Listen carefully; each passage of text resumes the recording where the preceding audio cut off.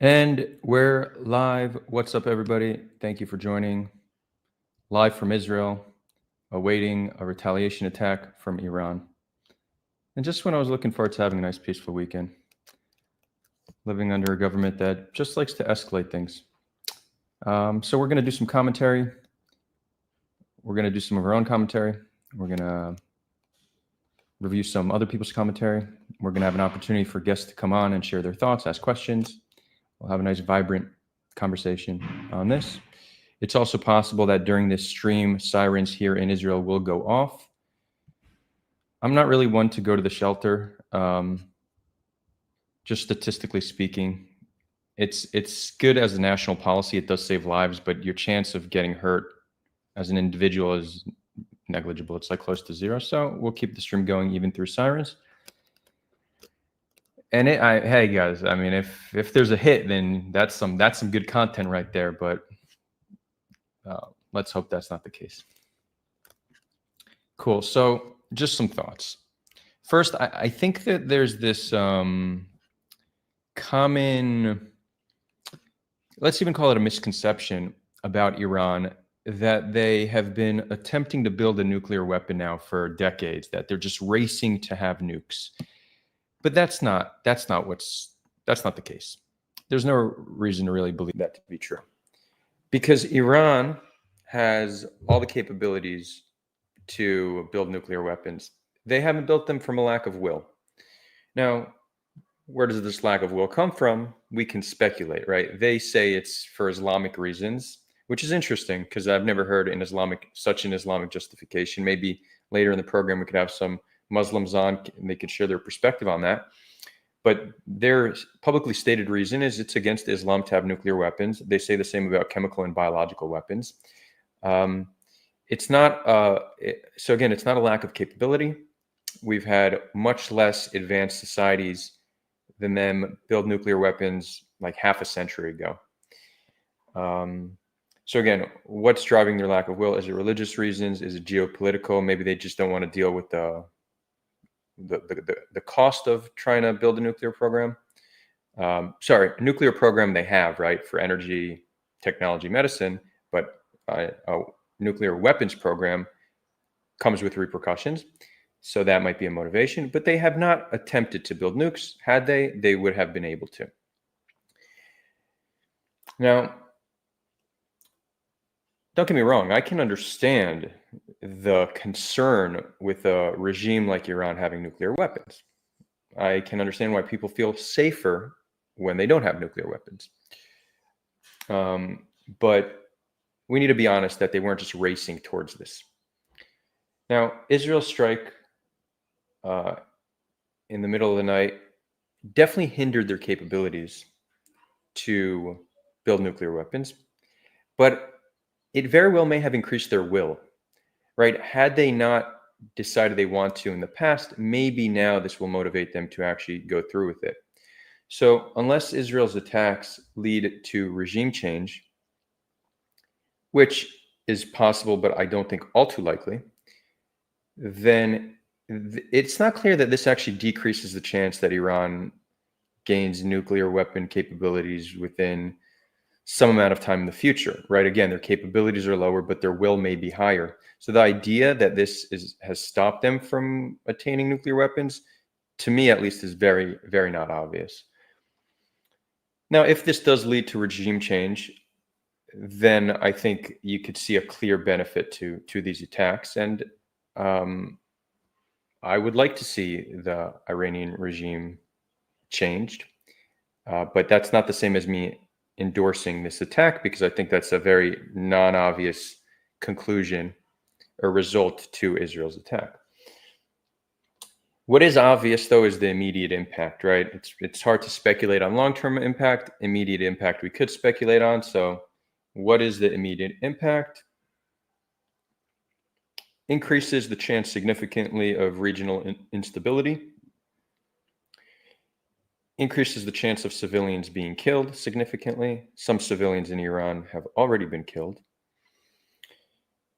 It is definitely going to take a blow to Israel's economy, right? We have a big tourism economy, especially in the summer, that seems to have already taken a blow. Just the Israel's attack itself creates uncertainty for the rest of the summer. People are canceling flights, changing plans. It's definitely affecting Israeli economy. And it emboldens and popularizes Netanyahu, which,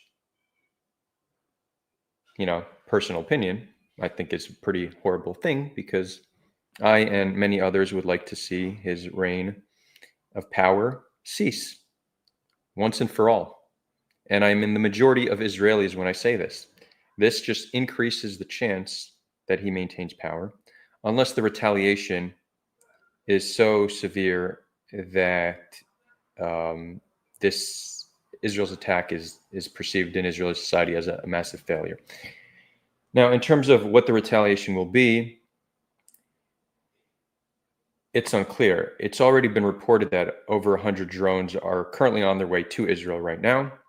We know from Iran has struck Israel twice in the past year and a half. One was a massive drone attack, which the drones were all shot down. The second one was primarily a ballistic missile attack, and many of the ballistic missiles got through. Is it possible that right now they are doing both, that the drones are underway, and then minutes before they hit, they'll shoot the ballistic missiles to overwhelm the system? I think this is a possible strategy of theirs, but we'll see. What are their actual capabilities to strike back, and how hard can they strike back? It's unclear. I do imagine there's some analysts that probably have a little bit more insight than myself on this, but as of last estimate, the ballistic missiles they shot, what was that, like 6 months ago, used up a third of their arsenal. So they still have, I believe, a few hundred drones also, some amount. So I guess we'll see. We'll know a lot more in the next few hours, how everything's looking. Let's start looking at what other people are saying about this and do some commentary. And guys, feel free to ask questions, share thoughts, etc.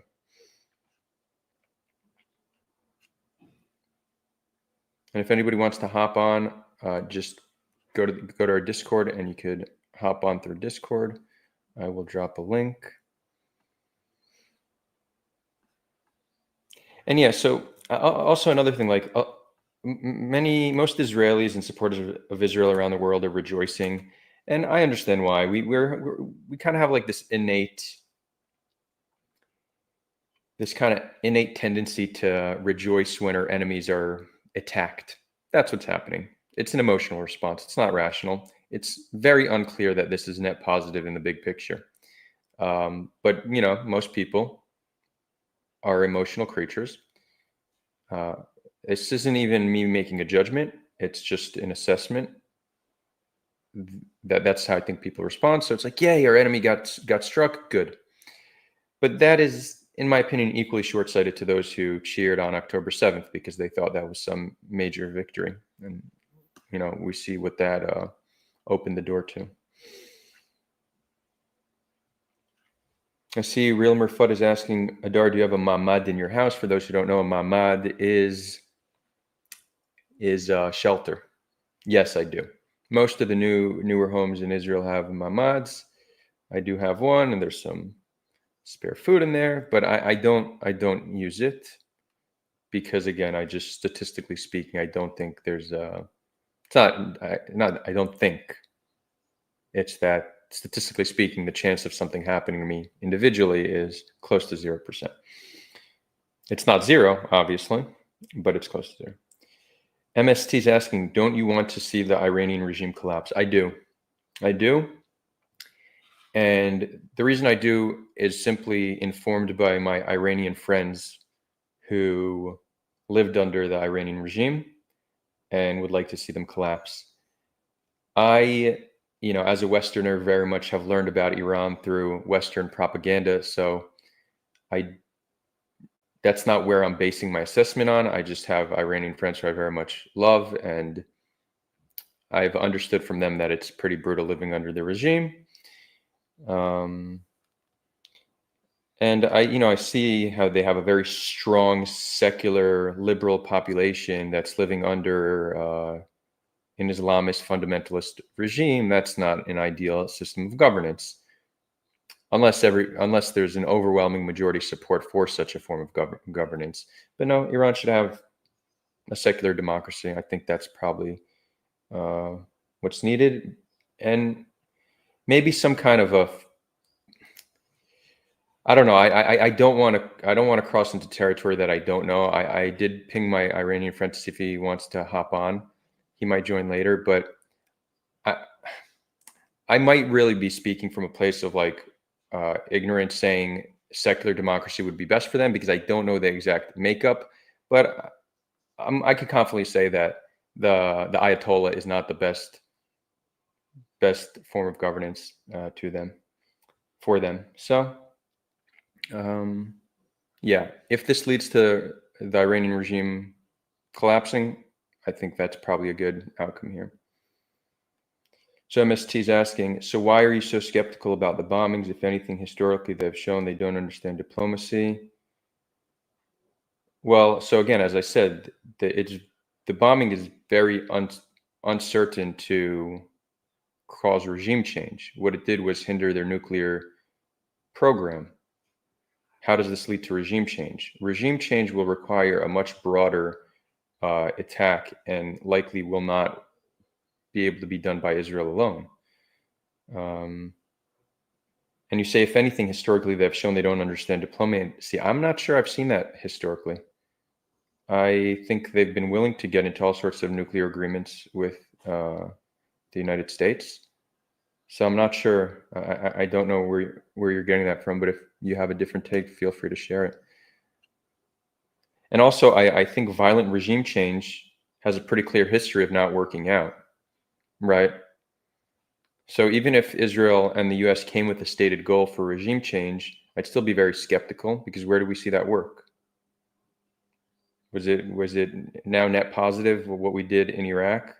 Hundreds of thousands killed, and now a government that is cozy with Iran. If anything, Iran is stronger now because the United States decided to kill hundreds of thousands in Iraq for no good reason.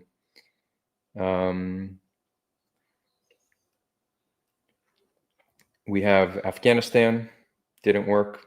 Libya, didn't work. Syria, we're waiting to see. Mokid saying Japan and Germany, yeah, but this is nearly a century ago. In the 21st century, the track record for regime change has been far less successful. It'd be interesting to do an analysis why they were effective then and they're not effective now. I'm not quite sure. Gwalks is saying, I have a bit of a bullshit psychology question for you. Do you think that religious fundamentalism is ultimately an expression of one's insecurity and faith, such that only oppression works? No, I don't think so. I mean, I have most of my extended family are religious. They're religious settlers. They have some fundamental nature to them. Very kind people, which I know surprises a lot, but most people are good in the right conditions and bad in the wrong conditions. They're sweethearts, but if you talk to them about Palestinians, you won't get the impression that they're sweethearts. But I don't feel like there's any insecurity about faith there. I think, if anything, I would say it's the opposite. I think fundamentalists generally feel so strongly about their faith that they're willing to kill or die for it. So I think it's more likely to be the opposite.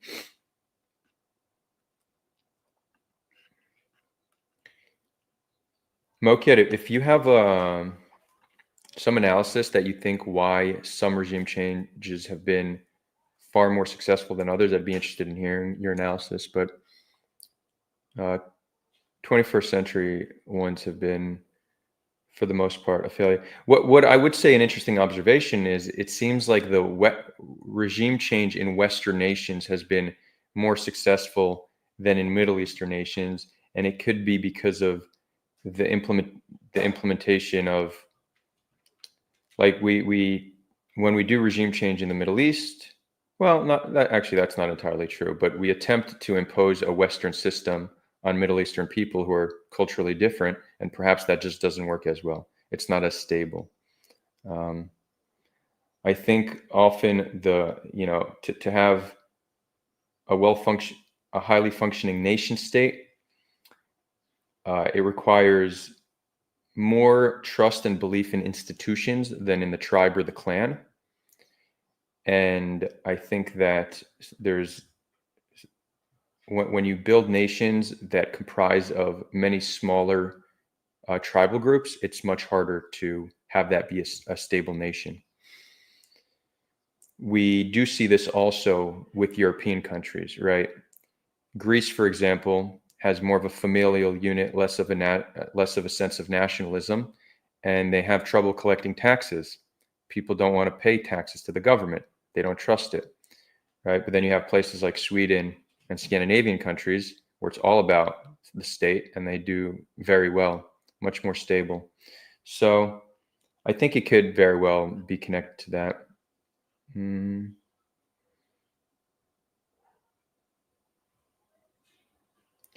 Guelks continues the conversation, but if one's truly comfortable with their faith, why does one need to force it or nothing else?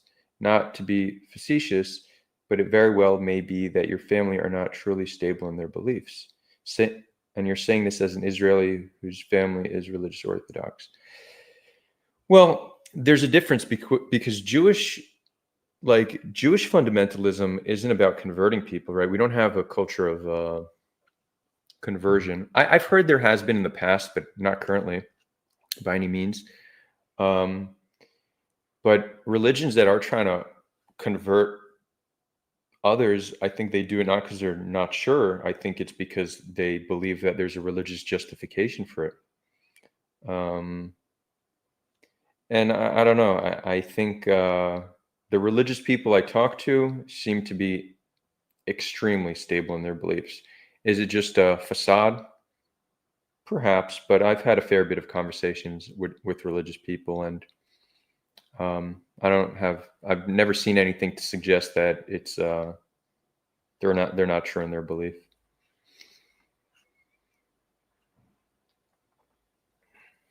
Okay, let's see. Maybe we'll pull up some other commentary and see what's going on.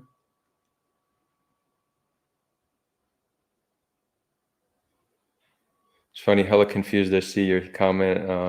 Commandador, you've been a content creator for so long. Is that in regards for me struggling with the setup? I don't know if I'm a real content creator. I go on YouTube and press live. That's what I do. I don't have like highly edited content or a full setup. I'd say I'm like an amateur content creator, but I enjoy doing this. It's good times, you could say. Guelix is saying, anyways, thank you for answering. Stay safe there. Thank you so much. And even if you don't agree with my response, I'm just getting engaging with you. Cool. Let's see. Hella Confused shared some commentary. Let's open this up and see what others are saying. Maybe more about the details of the attack. Oh, wait. Hold on.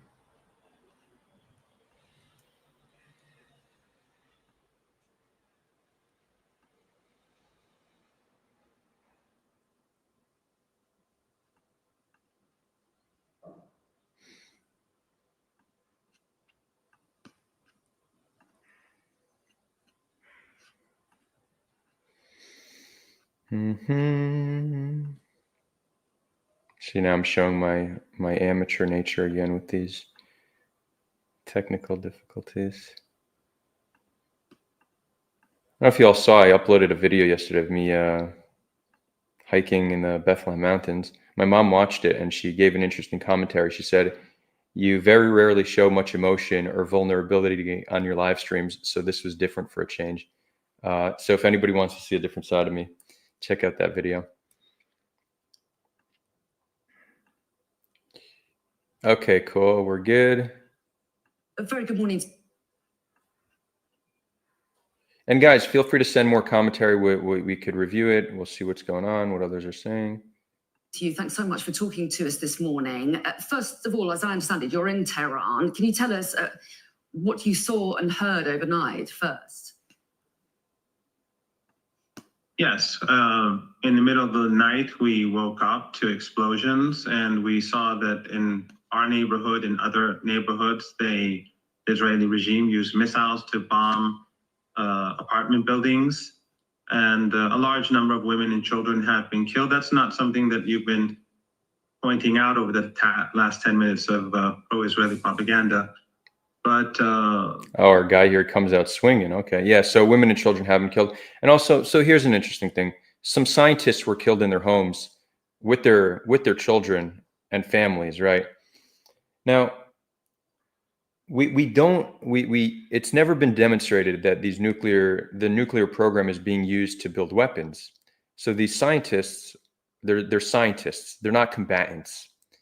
So you need to think of what it means to actually murder someone in their home with their family because they're working on a nuclear program that has not been demonstrated to be used for nuclear weapons. And this is how you see like the Western framing on all this. Had that been done to an Israeli, had Iran attacked an Israeli scientist in their home with their family, the media would be talking about this in a very different way. There'd be memorials for these families. They'd be their faces would be all over social media, all over Western media, right? But the Western framing of this is like, oh, Iranian scientists, that's a terrorist as far as we're concerned. So, yeah. Nelson Moreno, yes. Do you feel disappointed? Please elaborate. Disappointed in what? Without a doubt, people across the country are angered.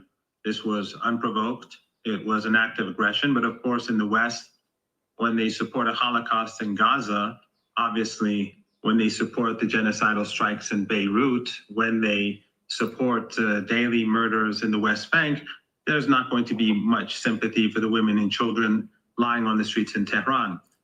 But the Iranian response will be devastating, and it will be something that the Israeli regime will regret. And hopefully Trump will be sane enough to stay out of it, because we all know that much of the world's oil and gas comes from the Persian Gulf region.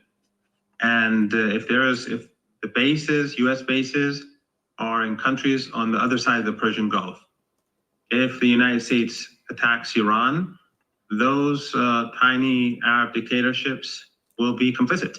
And that would bring about a situation in the oil market that will create a collapse in the global economy, including where you are. So I think you should be praying that Trump is sane enough to stay out of this, but Iran will punish the Israeli regime. Just to say on the civilian casualties, it's true that Iran state media is reporting civilian casualties. We've not had confirmation of that at present.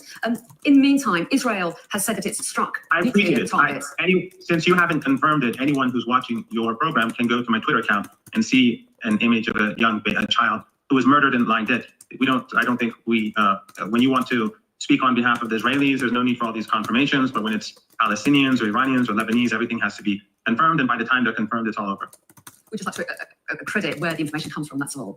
But can I just go back to what Israel is saying about why it's carried out these attacks? They say they struck nuclear targets, amongst other targets, to block Tehran from developing nuclear weapons. Benjamin Netanyahu has claimed that Iran has recently taken steps to weaponize enriched uranium and said that if not stopped, a nuclear weapon could be produced.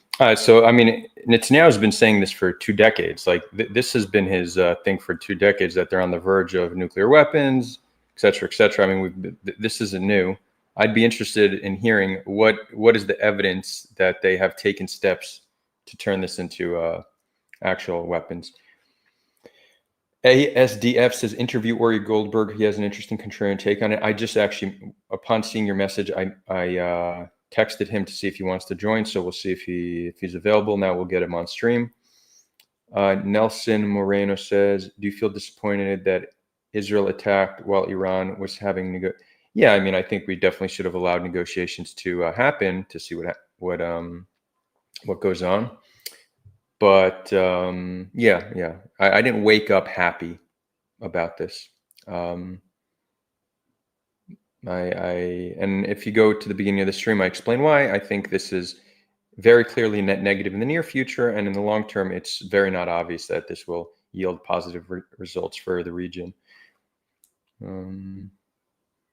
He was on Sky. Okay, we could watch Ory's interview on Sky News after this.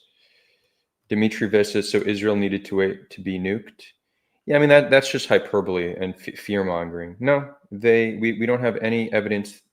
There's no publicly available evidence that they were trying to build nuclear weapons. They've had capabilities to do it for decades and have decided not to.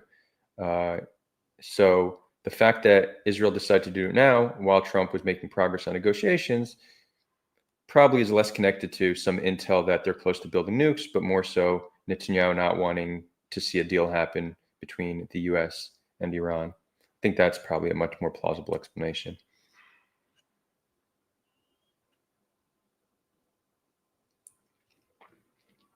Anyways. Produced in a very short time. What's your reaction to that? I think you know this as well as I, that Netanyahu has been saying Iran is on the verge of making nuclear weapons for over 30 years. For 30 years, it's very well documented. And I think many of your viewers know that. He is a genocidal liar. And what else do you expect from an ethno-supremacist like him and his colleagues? The Iranians are a member of the NPT, and the International Atomic Energy Agency, as we speak, has people in Iran who monitor Iran's program. The very same site that he bombed has IAEA inspectors in it regularly. So obviously he's lying. There's no evidence that Iran in the past was producing a nuclear weapon, but the Israeli regime does have nuclear weapons. And the Israeli regime has carried out aggression against Iran, and it has murdered senior officials, and it has murdered many civilians. The images that you see don't need confirmation, do they? These, you can see that's a taxi, right? That's where those are civilians. Again, you may need a few weeks to get confirmation for all this. Just like in Gaza, when they were bombing hospitals, Sky News was trying to say that the Palestinians mistakenly bombed their own hospitals. That's how it works in the West. The narrative is pro-Israeli, but I think the world knows what's happening. This was an unprovoked attack. Your journalists in Palestine, in occupied Palestine, can gloat all he wants, but the Iranians will respond. Iran will respond and punish the Israeli regime, because now the only way forward is to teach Netanyahu a lesson and to make sure that the Israeli regime regrets attacking Iran, Iranians, women, and children, and infrastructure that is legitimate and which is monitored regularly by the IAEA, the international. Yeah, I don't know what the likelihood that Iran has capabilities to retaliate in a way that will make Israel regret this decision.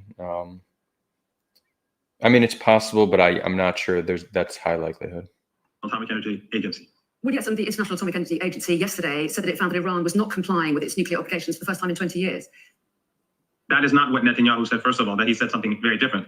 Second of all, the International Atomic Energy Agency is an organization dominated by the West. If your viewers go and look at which countries voted against Iran and which countries voted for Iran, you'll see that Western countries, they have a strong presence on the board of governors, because they have a control over all international bodies. And you'll see that the countries that voted against this resolution or refrained from accepting it, they were from the global South, the global majority. So the fact that Europe and the United States support the Israeli narrative and the Israeli regime is nothing new. Your Sky News, Western media has been supporting this Holocaust for 20 months now and trying to be apologetic for the Israeli regime all this time. That's why no one believes you anymore. The reason why Iran is being attacked and the reason why the West is so hostile towards Iran is not because of the Iranian nuclear program. It's not because of human rights. It's not because of terrorism. It's because Iran supports the people of Palestine, and the West, the collective West, and its regional client regimes. They support ethno-supremacism in Palestine. They support the Israeli regime, which considers Palestinians to be Amalek. And when I was in Beirut, when the Israelis began the bombing campaign on Lebanon, I was there when Sayyid Hassan Nasrallah was martyred. When they were bombing apartment blocks in Beirut, you didn't need confirmation, you had journalists there. Western reporters were constantly saying Hezbollah targets, Hezbollah strongholds. They were not saying women and children were being slaughtered, even though they had fixers from those neighborhoods, they had drivers from those neighborhoods, they had producers from those neighborhoods. They knew exactly what was going on. But the Israeli narrative has to be protected. But this has caused the West to lose its credibility, and its image has been destroyed across the world, because people know what's happening. They don't need me to explain it. People already figured it out. Okay, well, Professor Mohammed Marandi, we really appreciate you joining us this morning. Thanks very much indeed. Okay, that's some good commentary. I guess now let's find something that is more. Let's see what the other side's saying. Somebody want to send some more clips? Hold on, let's just do some comments real quick.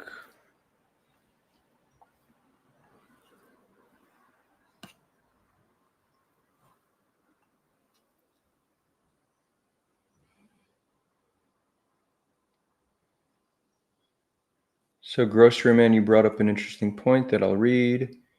More enrichment capacity means Iran can enrich uranium more quickly, potentially increasing the nuclear proliferation risk. Iran denies seeking nuclear weapons, but Western powers say there's no civil explanation for enriching uranium up to 60% purity, close to roughly 90% that is weapons grade, which no other country has done without producing a nuclear bomb. Okay, I mean, I will look more into that claim, but they could have had a nuke decades ago if they wanted to.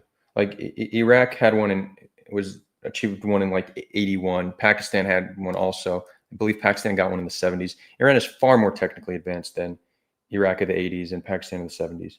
It's been a choice. Is it possible that they wanted to have enough enriched uranium that if they decide one day to create nuclear weapons, and they can? I think that's certainly possible. But the question is, and I started my commentary with this might decrease their capabilities, but it seems more likely than not to increase their will to try to take that final step and create nuclear weapons. Real Murfud saying, do you think the timing was connected with the IAEA admission yesterday? I don't know. I feel like pulling something like this off is not last minute. It requires a lot of intel and planning, and I think it's probably in the work far longer than just the past 24 hours.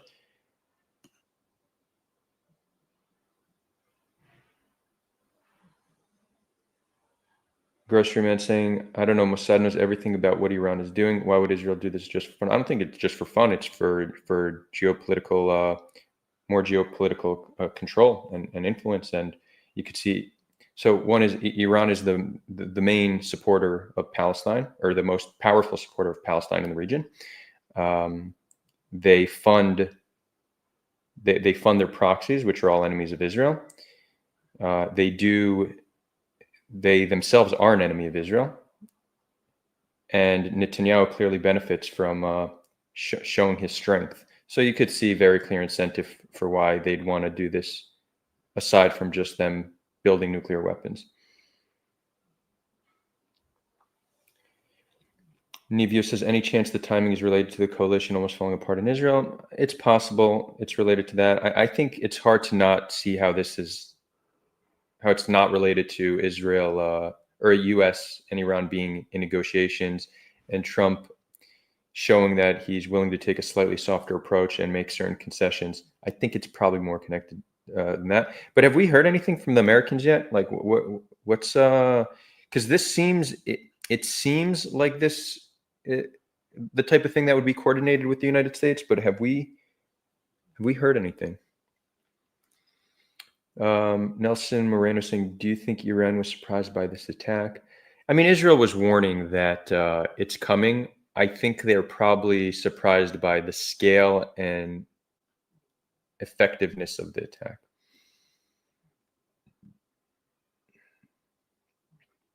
From guns to keyboards, how do you feel about the comparison between the bombing of Iranian nuclear sites compared to the destruction of the nuclear sites in Syria and Iraq?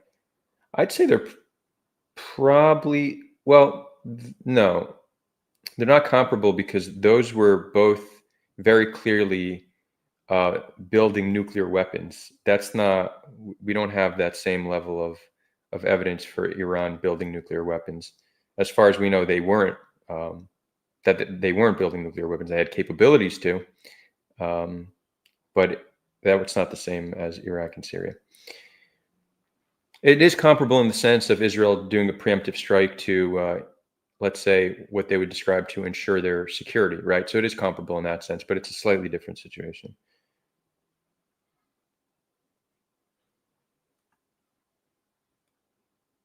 Okay, Marco Rubio press release. Thanks, Real Murfad. Let's see what this is all about.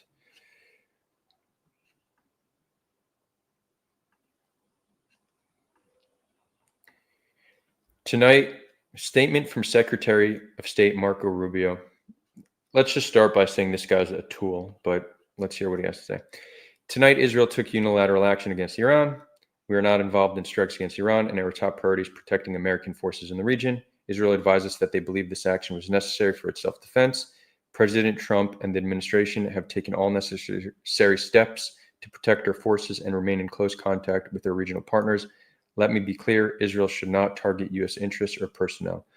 Okay, so what's happening here, it seems to be distancing themselves from the attack, telling Iran, warning Iran not to strike back, but also just not condemning Israel. So they're not saying Israel shouldn't have done this, but they're saying we had nothing to do with this. Cool. Maybe we'll scroll Twitter and see what the people are saying, huh? Get ready for some toxic bullshit. Shael Ben Ephraim, whose commentary I really do appreciate, says Iranian retaliation capabilities have proven somewhat underwhelming. And this is a retweet of saying all the Iranian UAVs were intercepted. So it was reported that they shot a bunch of drones at Israel a few hours ago, and now it's being reported that they were all intercepted. It's true that their retaliations have been underwhelming, but at least my assessment of the past ones were that they were more about the spectacle than they were about actually harming Israel, because they've shown a fair bit of restraint. Iran does not want direct conflict with Israel. They'd rather fight Israel through proxies. They have shown restraint. Israel was continuously humiliating them by, killing Hanei on their soil, and many attacks on Lebanon, etc., before they responded. And the response is, why'd I say spectacle? Because they were all grandiose. They were large, hundreds of drones, hundreds of ballistic missiles. But I think that they wanted to show that they are retaliating without Israel feeling the need to further escalate. So I think they were intentionally underwhelming. Is it possible they are following the same logic currently? Perhaps. But it also is possible that even if their intention was to maximize harm towards Israel, their ability to do so is limited. What I would say is they did prove, though, with their ballistic missile attack, not their drone attack. These drones seem relatively easy to shoot down, but the ballistic missiles got through. Dozens hit Israel. And with relatively good accuracy, some hit military bases, Air Force bases. That's where they were all shot, towards different military centers. What they proved is that they could hit Israel with ballistic missiles. Those ballistic missiles are nuclear-capable ballistic missiles. So them doing that allowed them to collect very valuable data about our defenses and their striking capabilities, which very well may have been improved upon since then. And it also, I guess Israel also collected data and maybe improved their defense capabilities since then. But I do think their ability to strike Israel with dozens of ballistic missiles should be reason for concern. Because again, they are nuclear. While Iran does not currently possess a nuclear weapon, if they do in the future, that does prove that they're capable of hitting Israel with a nuke. Now, people will then, following this logic, say, okay, well, based on that, it seems clear that Israel's strike was good. So in the future, they can't hit Israel with the nuke. But to me, it's just very unclear that this reduces the chance that they build nukes in the future. As I started this commentary with, it decreases their capabilities, but more likely than not increases their will to build nukes in the future.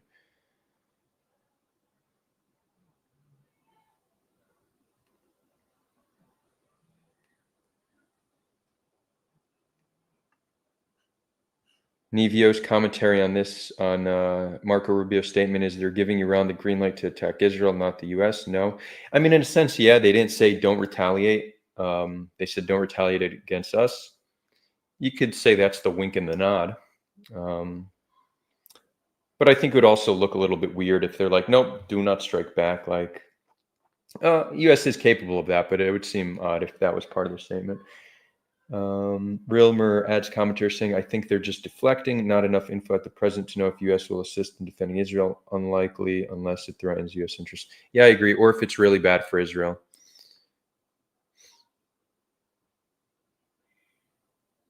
Oh, Iran's fighter jet seen taking off to intercept Israel's F-35. Oh, that's a joke. That's hilarious. I was gonna say I don't like their Air Force capabilities are pretty underwhelming relative to Israel's. Let's see what else we have here. Mark Lamont Hill was pepper sprayed by a whale. Oh, tackled.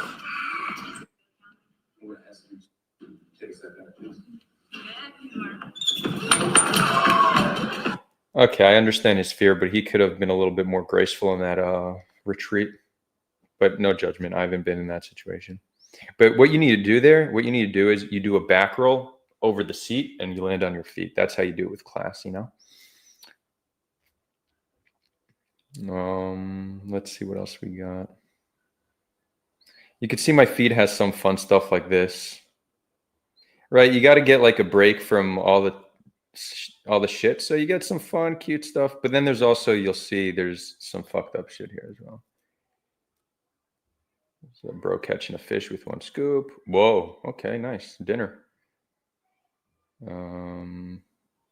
Not interesting, not interesting, not interesting. Interesting what the algorithm wants to show me. Okay. Let's see. Let's see what Shael. It's funny because Shael has been very, very anti-Israel lately. I mean, he said he still describes himself as a Zionist, but he's very straightforward in calling what Israel's doing a genocide. But he is cheering on this attack. So I appreciate Shael because you can't put him into a box. He's also one of the only identified Zionists that describe it as a genocide, right? You do have like liberal Zionists who are like liberal on social issues, maybe economic issues, but when it comes to Israel, they're very much I don't want to say pro-genocide, but definitely lend support for Israel's atrocities being committed in Gaza. When it comes to Israel-Palestine, they're not liberal at all. They're, I would even say, in many regards, closer to Kahanists than they are to what an actual liberal would look like. Shael is not a liberal Zionist. He doesn't fall in that category. I even think we probably should have a new category called humanist Zionist, and I think that probably would be where Shael falls. But it is interesting to see how he is cheering this on. Israelis are being told they can leave the shelters. The initial Iranian attempt at retaliation has failed miserably. Okay, cool. So we don't need to be in shelters anymore. Good to know. Iran helped Russia kill Ukrainians with their drones, so fuck Iran. Yeah, okay. Fair. Yeah, supposedly the nuclear facility in Natanz was destroyed. Seems optimistic this early is the commentary. Yeah, so this is interesting what's being reported. Breaking the Israeli security sources, the Mossad established a base of explosive drones in Iran. They have been smuggled into Iran well before the Israeli strike by Mossad agents. During the Israeli operation, the explosive drones were activated and launched towards surface missile launchers located in Esfajabad, based near Tehran, which pose a threat to Israel's strategic and civilian sites. So yeah, this was a massive, like a major victory for the Mossad. I want to put like ethics and a moral judgment aside, but just looking at the Mossad for their operational capabilities and what they're able to achieve, I mean, they're the most impressive intelligence agency in history with what they're able to consistently pull off. There's been nothing quite like this. For good and for bad, probably more bad than good, I would say, but just making an assessment of the quality of their operations. And to give an example of the other side, I think October 7th was similar in nature. Put the moral judgment aside, it was an impressive tactical operation. I would also say the same about the Houthis, actually. Who the fuck are the Houthis and where do they come from and why can't anybody do anything about it? Literally, the U.S. was bombing them for weeks. Israel's bombing them. And then the U.S. said, our bombings were surprisingly unsuccessful. So they made some kind of an agreement with them. I know this is going to be so offensive. And I think 9/11 also falls in a similar category. impressive tactically, morally depraved, right? Like, let's be able to separate that. We can appreciate good work in the sense that it's impressive to pull off, but yet morally depraved. And all these things I would put in that category.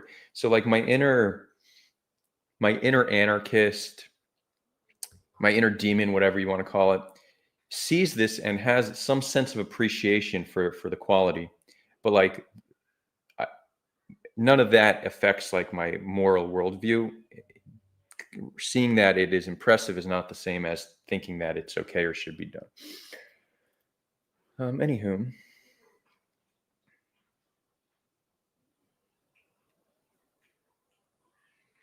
let's see. ASDF says Shail has split personalities. On one hand, a self-loathing liberal. On the other, rabid Zionist who wants escalation. He was posting bloodthirsty stuff soon after October 7th, and when Israel first began attacking Hezbollah, I talked to an anti-Zionist Israeli woman who said she has a voice in her head that still repeats Hezbollah at her. This split seems common, and I can only assume it's part of Zionist upbringing.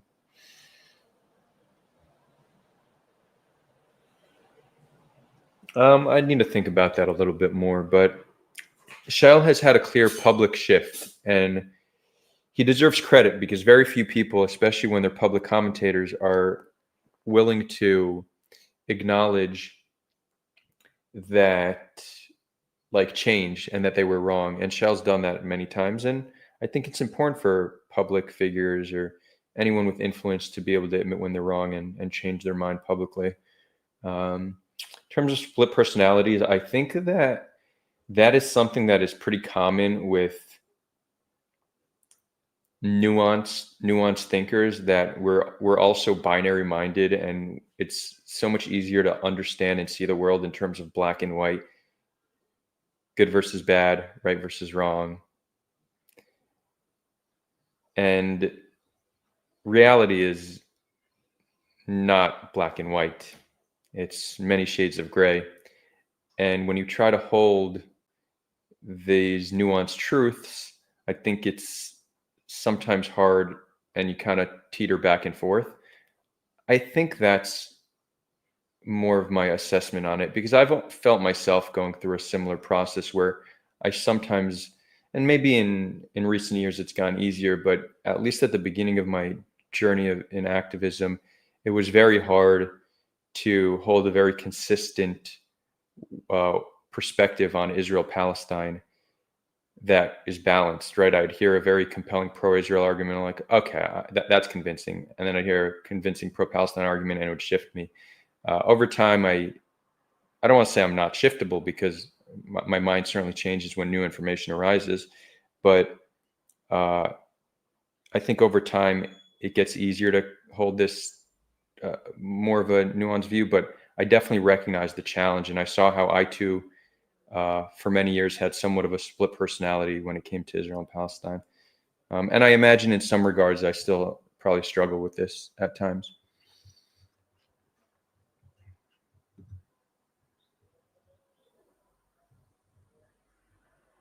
Benny brings up something interesting, saying there were hints that the attack came now because the Iranians were closing in on Mossad operations there. Interesting. Where'd you hear that? Also, does anyone on Discord want to hop on?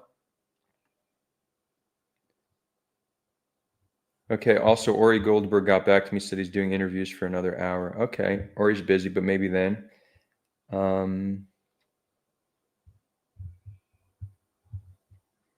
ASDF, can you DM me the link that you wanted me to watch of Ory's interview? It's I for some reason I can't access the link you sent me. So if you could DM me that'd help. And on that note, ASDF is saying, do you think the UK statement not directly pledging allegiance to Israel, like it did the last time they exchanged fire with Iran, means anything? Yes, it means seemingly a distancing from Israel. And a slightly different nature to this attack. It seems it's more severe. It's a more serious escalation. It's more unprovoked. And it is also while the U.S. was in negotiation. So this seems to be some kind of a distancing.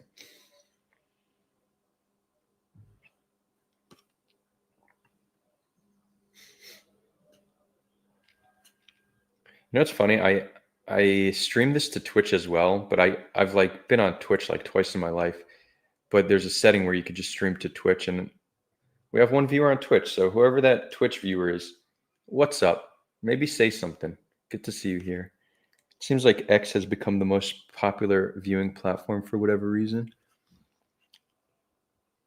Where we're at a few hundred now, or 150. Okay. We're seeing Saudi Arabia officially condemns the Israeli attack on Iran. Guys, if anybody wants to hop on, just raise your hand. We'll bring you on. Meantime, we can go back to Twitter, see what's going on.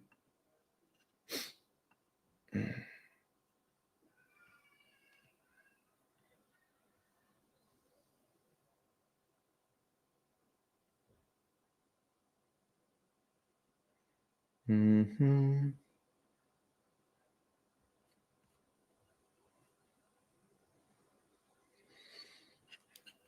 Okay, let's open this.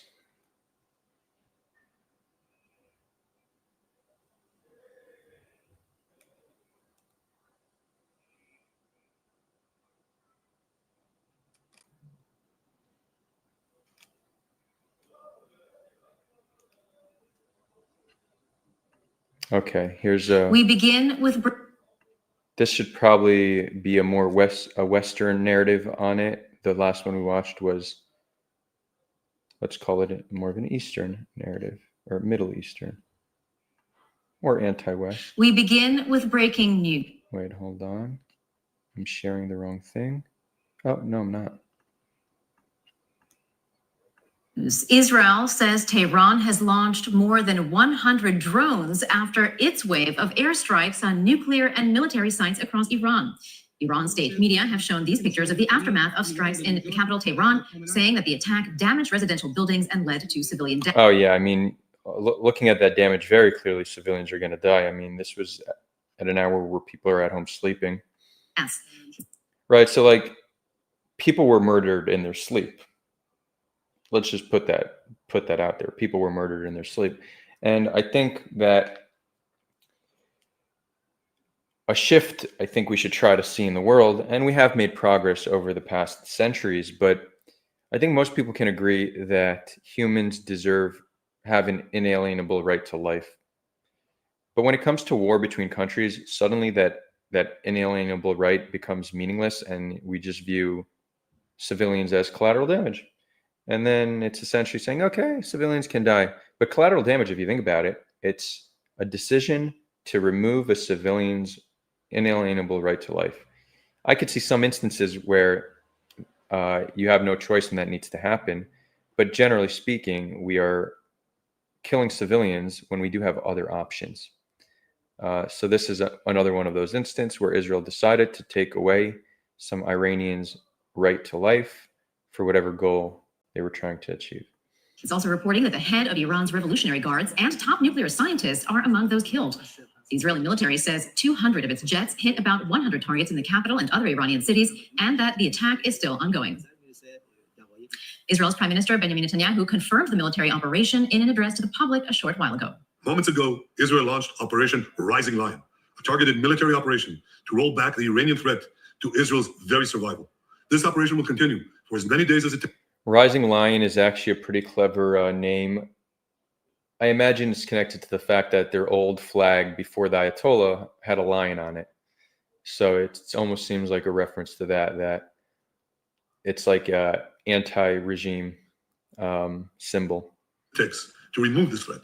We struck at the heart of Iran's nuclear weaponization program. Also, like there's a Lion of Judah. It's a symbol of Judaism as well. So it's maybe connected to both.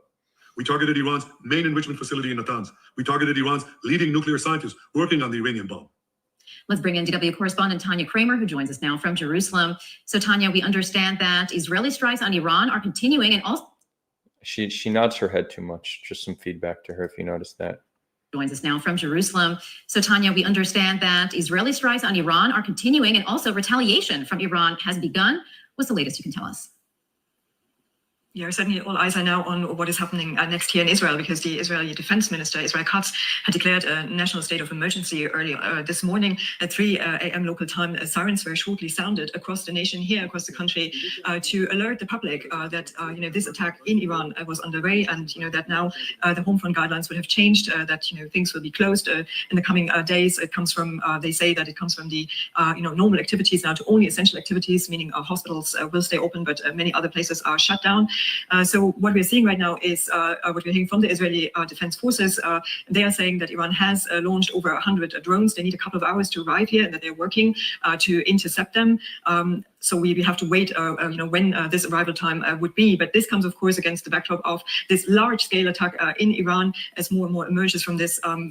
According to the sources there, it targeted several military sites, among them also the Natanz enrichment facility, but also military commanders. Among them, you have mentioned that the head of the Iranian Revolutionary Guard, and several nuclear scientists that were attacked apparently at their homes in neighborhoods in Tehran.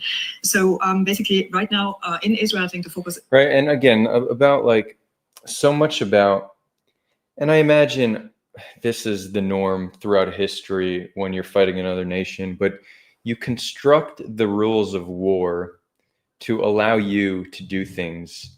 But when your enemy does similar things, you perceive that as not okay.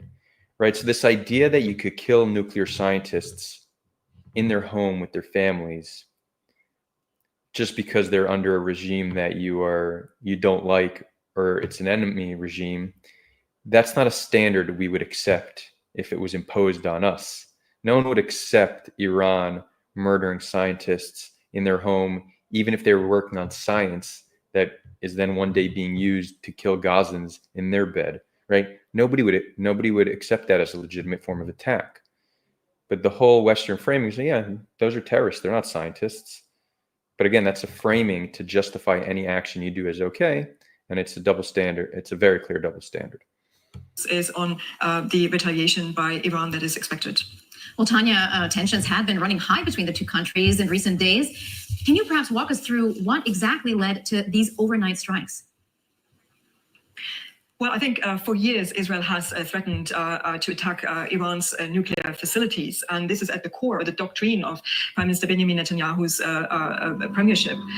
So, he has said it again in his statement early this morning. He called it, this is a fight for Israel's own survival, an existential threat to Israel, and saying that Iran has produced enough uranium to make a weapon, and come ever closer. The breakout time for this is really becoming short. Now, Iran has always said they deny this. They say they are using the nuclear program for civilian purposes. Now, then you have to see it also in the context of what has happened here in the past 20 months after the Hamas-led terror attacks in southern Israel. Israel has also fought with an Iranian proxy Hezbollah in Lebanon, and Iran and Israel had direct confrontations during those 20 months twice. And last time in October, the Israeli military has said, or officials here have at least said, that they have taken out a large amount of their air defenses. So they had this window of opportunity, together with, of course, the concern about the nuclear program. So there was some expectation that this will happen, but we also have to say there were nuclear talks going on between the United States under Donald Trump and Iran, even scheduled for Sunday, but we don't know yet what will happen with them. Well, meanwhile, Israel is preparing for those retaliatory strikes from Iran, but is it counting on U.S. support? Well, I think absolutely. And last time we saw it, when there was a direct confrontation between those two countries, there was this sort of regional alliance, of course, with the Israel's closest ally, the United States, being involved in that. There was a sort of defensive shield against, not just drones, but also missiles that had been launched. But to be sure, this is not 100% as well. And can somebody, what's this woman's accent? Is it just me, or does it sound of a mix of what's her accent? Maybe someone in chat knows. At least a couple of missiles went through this defensive shield last time. Now, we heard, however, your Secretary of State, Marco Rubio, saying that the U.S. was not involved in this strike, leaving some room for maneuvering. But still, I mean, analysts here are saying they couldn't, think of not having. It's almost like it's almost like French, but then she learned English in a British school, something like that. A green light from the United States to go ahead, although there have been conflicting messages by Donald Trump before. He has said he has urged Israel not to go alone, or not to do this strike, to give diplomacy a chance. However, we have to wait and see. We have to hear from him. But you can say the region now is extremely nervous, and we already. Oh, no, not French, German. Maybe German. Yeah, okay, German who learned English in some British school. also condemnation from other countries here in the region. Jordan has closed its airspace now, so everybody's waiting for this retaliation. That was DW's Tanya Kramer reporting from Jerusalem. Tanya, thank you as ever. Let's try to confirm this. Who's Tanya Kramer? Tanya Kramer. Tanya Kramer is the Jerusalem Deutsch Welle. Yeah, okay, German, cool. Now I'm almost embarrassed that for a moment I said French. Thank God I corrected, because that would have been embarrassing for years. Dun, dun, dun. Yeah, desk in Berlin. Video journalist. Okay, so yeah, it seems okay. I got it. Cool.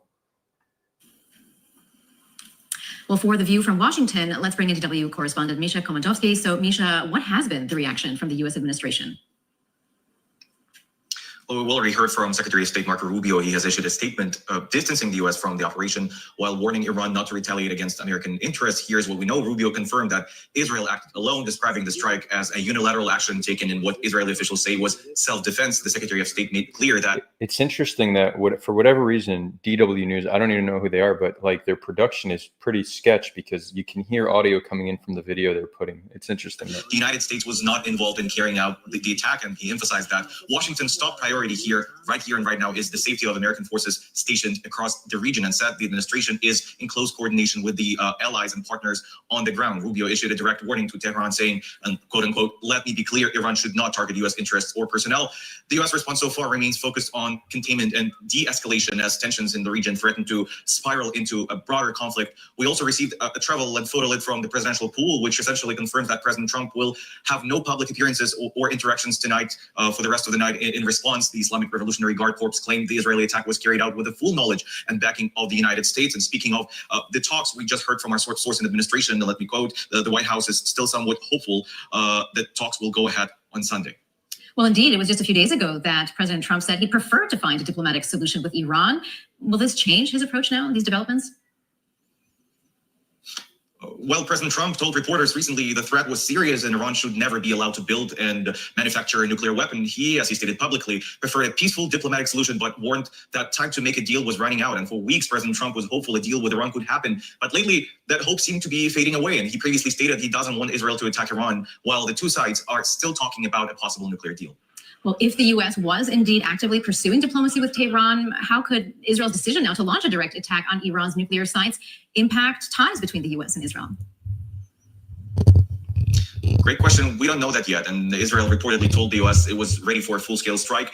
And that was clearly enough for Donald Trump to shift the military posture in the region. So far, there is no indication that President Trump knew the strike would happen tonight. And according to a U.S. official, the military is preparing for all possible scenarios in the Middle East here, including possibly evacuating American civilians. President Trump will meet with his National Security Council at 11 a.m. on Friday, according to the White House schedule. And no word yet on any planned call between President Trump and Prime Minister Netanyahu. DW's Misha Komandowski reporting from Washington. Misha, thank you. Okay. So it seems like a potential best case scenario, at least in terms of U.S.-Israel relations, is that this creates a bigger rift between Netanyahu and Trump. One of the best things, I think, for Israel and for Palestine is that the U.S. stops being an enabler for Israel's recklessness. And we have seen some strain between Netanyahu and Trump over the past month or so. Can this bring it to a breaking point? It's unclear. It'd be interesting to see the meltdown from the MAGA Zionists. There's some people who are MAGA first, Zionist second, and others Zionist first, MAGA second. So that's, based on what you are first is what side you're going to take on this, I imagine. I would also acknowledge that that's an oversimplification of how people are going to perceive this. Right? You have a lot of MAGA people that are MAGA because they're anti-U.S. intervention. And then you have MAGA people who are MAGA. I guess that's just repeating what I'm saying. Other people are MAGA because they think he'd be good for Israel. And then there's, I imagine, a lot in between. Gwalk is saying that's nonsense. Of course, Americans knew. Possibly. Anyone from Discord want to hop on and chat?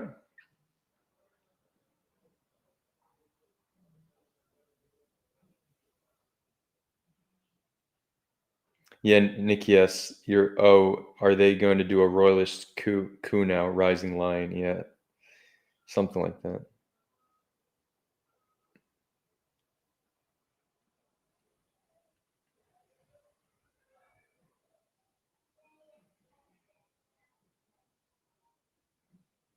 Same. Okay, cool. If anybody wants to hop on, just raise your hands.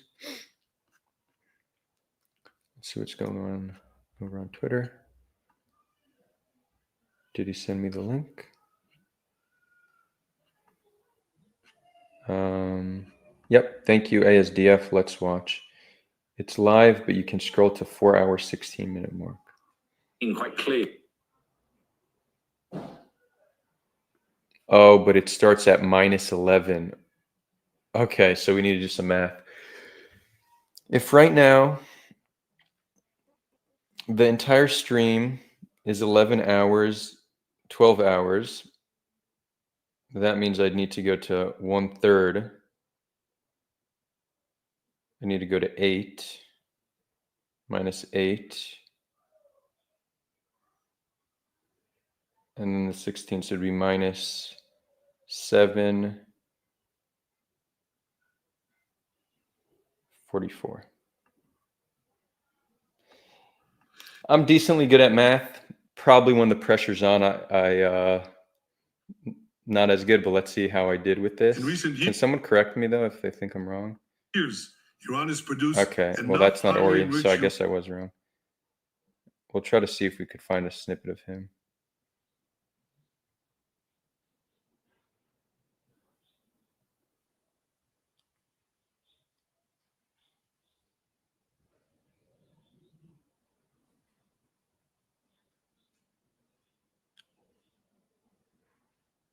No, I don't see Ory. Maybe I overshot by a little bit. Let's see.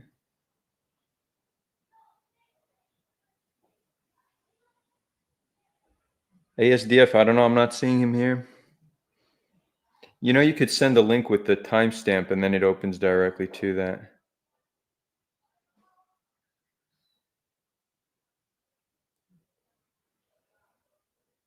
All right, the near future AI, you would just drop the link and you'd say, hey, find me the part where Ory Goldberg is speaking, and it'll give you the timestamp. Very near future. Oh, here's Ory.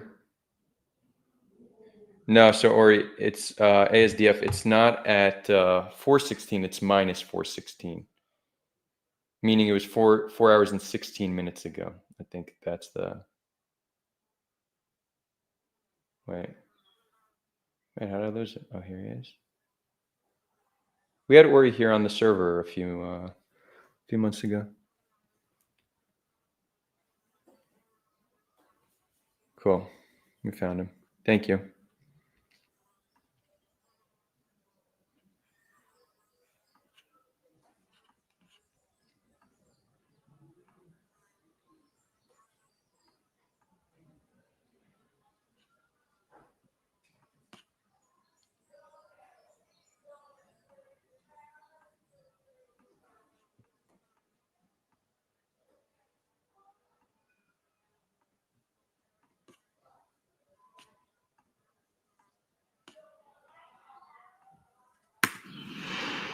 So let's get more reaction to events overnight. Joining me now is Israeli political analyst and Iran expert Ory Goldberg, who's in Tel Aviv. Interesting. I never knew he was an Iran expert. For us this morning. Thanks so much for talking to us today. We appreciate it. First of all, what's your reaction to the news of these strikes on Iran? These strikes on Iran seem to me not a once and for all, but an almost desperate attempt to divert attention from Gaza and from Israel's abject and abysmal failures in accomplishing any of the goals it set itself, goals so ramblingly described by Prime Minister Netanyahu during his statement about rising and striking one's enemy and so on and so forth. Israel has not been able to do so in Gaza. Israel planned its strike in Iran. I doubt very much whether Israel has significantly damaged Iran's ballistic missile program. I believe that the point of these strikes was were the assassinations carried out both by bombing, but mostly apparently through Mossad personnel operating on the ground. The reason I believe this to be the case is because this is Israel's MO and has been for decades. Israel eliminates specific persons, does usually not have the strategic foresight to think about a once and for all solution. You say that this is Israel attempting to distract from its operations in Gaza. The Israeli president, though, has talked about this operation being to neutralize an immediate and existential threat to our people. And Benjamin Netanyahu has talked about what he believes to be Iran's closeness to achieving a nuclear weapon. They say that that's their aim, is to neutralize that threat. To the best of my knowledge and understanding, nothing particularly new, surprising, or threatening was revealed in the IAEA report, although for the first time in 20 years, the report did accuse Iran of violating its obligations according to the Non-Proliferation Treaty.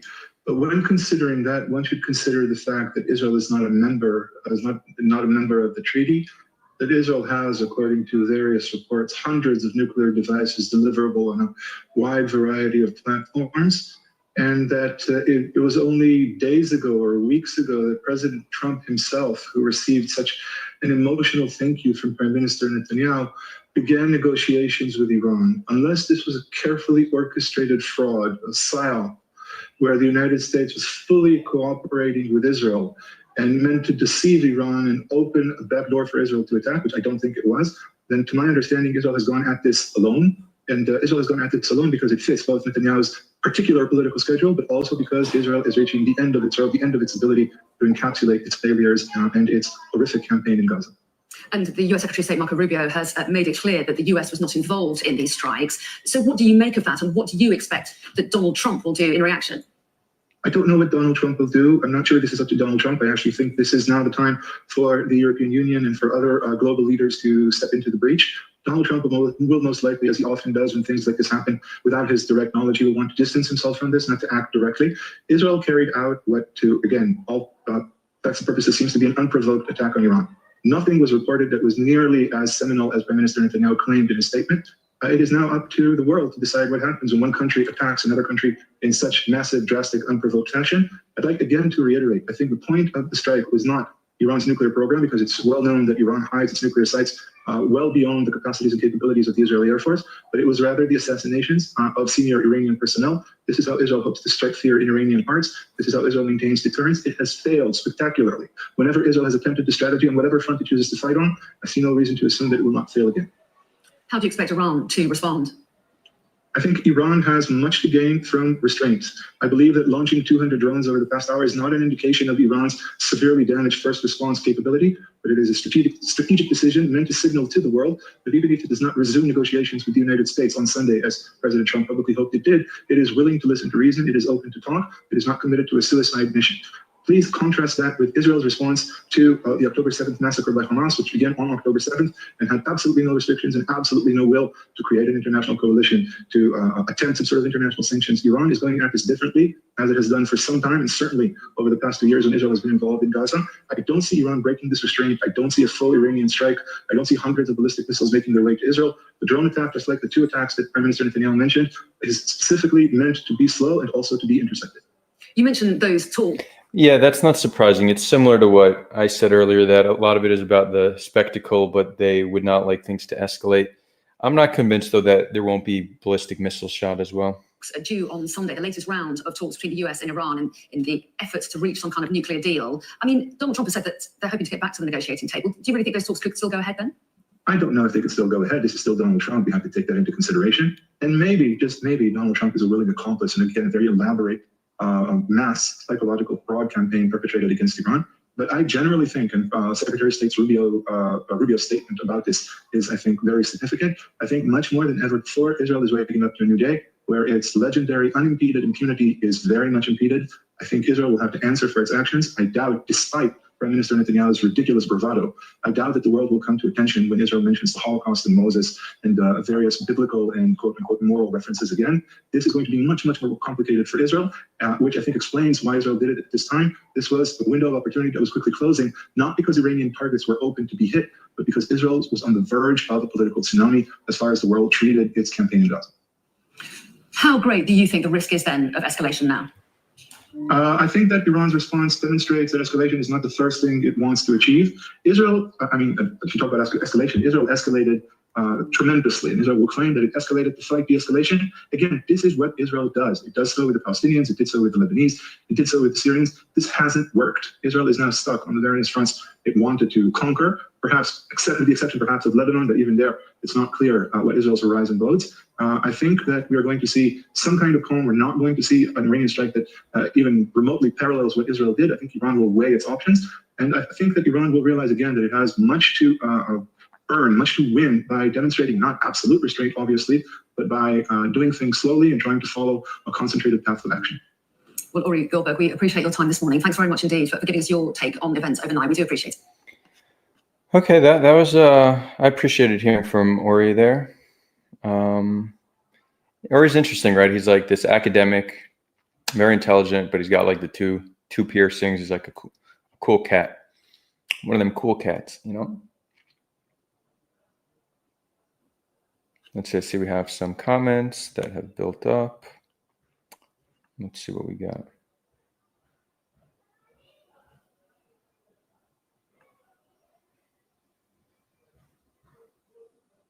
Benny, I see you shared a statement from Trump. Is that recent? Is that since the attack, or is that prior? Oh, okay. You're saying, okay, let's read this. From Donald Trump. I believe this is a Truth Social post. Hold on.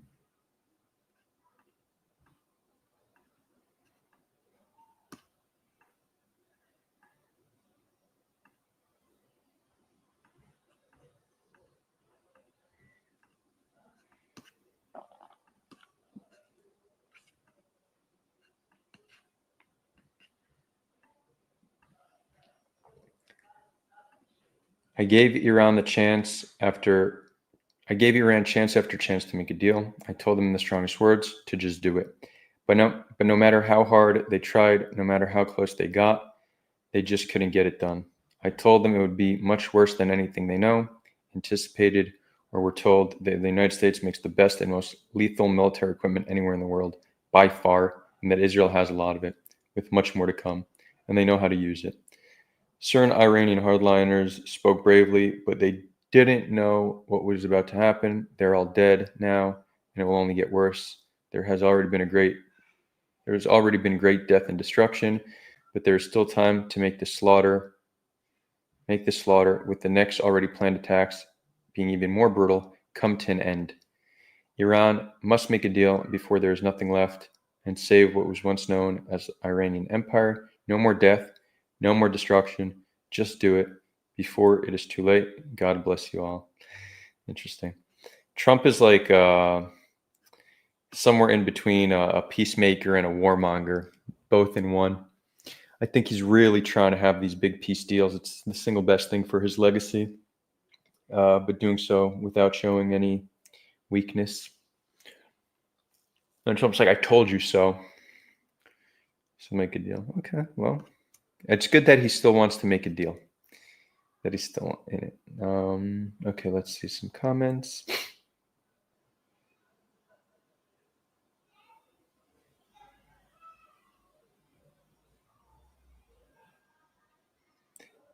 Who's this guy? Constance says the typing sound is a bit loud.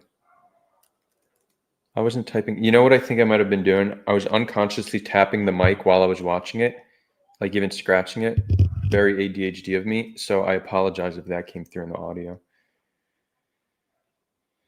Nelson says, do you think Iran will seek to calm things down? Yeah, I think I agree with what Ory said, that they have not shown a willingness to escalate in the past, and I don't think they will now. And I could even see this increasing the chance they sign a deal, right? It's like now they have less leverage. Now they're in a greater place of weakness. And if they make a deal with the United States, they suddenly have the protection of the United States against Israeli aggression. So you could see this as helping lead to a deal with them. Mokiet says, I feel like he's speculating as fuck. Yeah, Mokiet, I mean, we're all speculating, right? It's we have limited information. We don't know what's next, so we speculate based on whatever we know to be true or believe to be true. Mokit says he's very left, I think. Yeah, he is.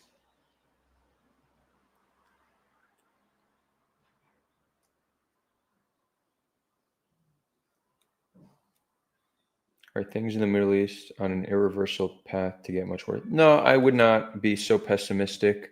I think things could de-escalate. Hold on, guys. I need to change position.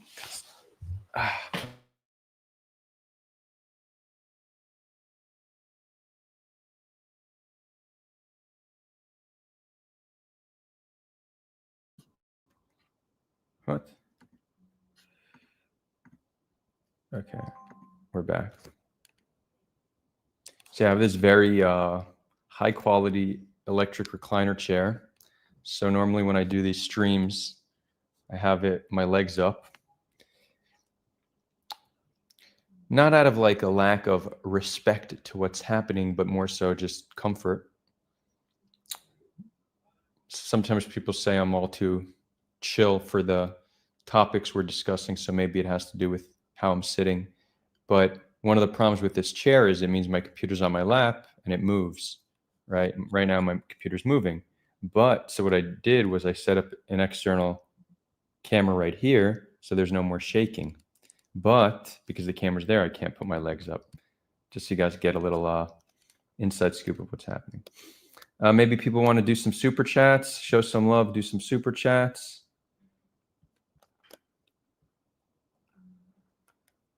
Nikia said I should have read that in the voice of a 10-year-old to match the dictation. That's hilarious. Trump really speaks like no one else, huh?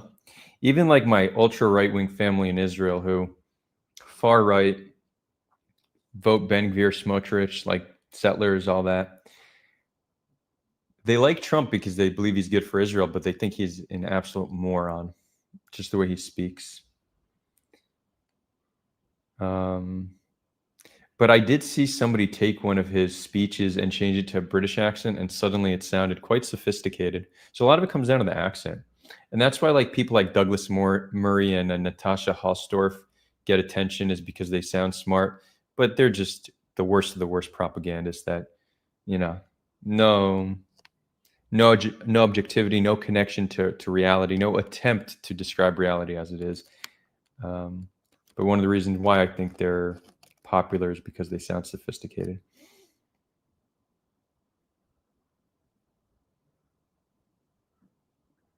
Mokit says, I think if they have a significant nuclear arsenal, they pose a threat. Yeah, but they don't currently. Yakov Mishka is saying Iran should have nuclear weapons. Yakov, this is interesting from me hearing this from you. Is that what you meant to say? Because isn't your normal take that like Muslims are bad, they can't be trusted, we're better, like that? That's what you were saying last time, no? So interesting take here. I also meant they should not have nuclear weapons.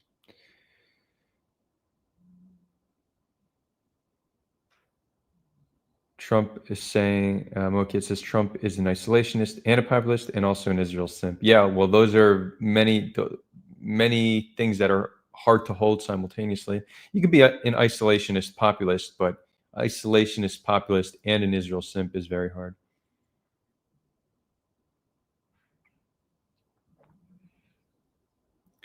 Mokit says Murray's the same level of propagandist as the average pro-Pally online. Yes, but he's not just online. He gets mainstream media attention.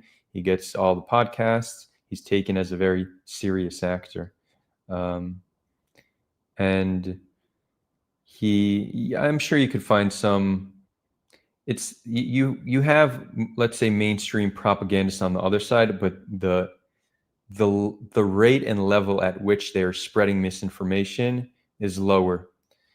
And it could just be something about the dynamics that there's less information to spread. But for example, and maybe I should have live streamed the viewing of this, but his debate with Dave Smith on the Rogan podcast, I identified, I think, 15 different statements he made that were just blatantly false or just misrepresenting something. And Dave Smith had maybe 2 statements like that, right? So they were worlds apart in terms of how much misinformation they're spreading.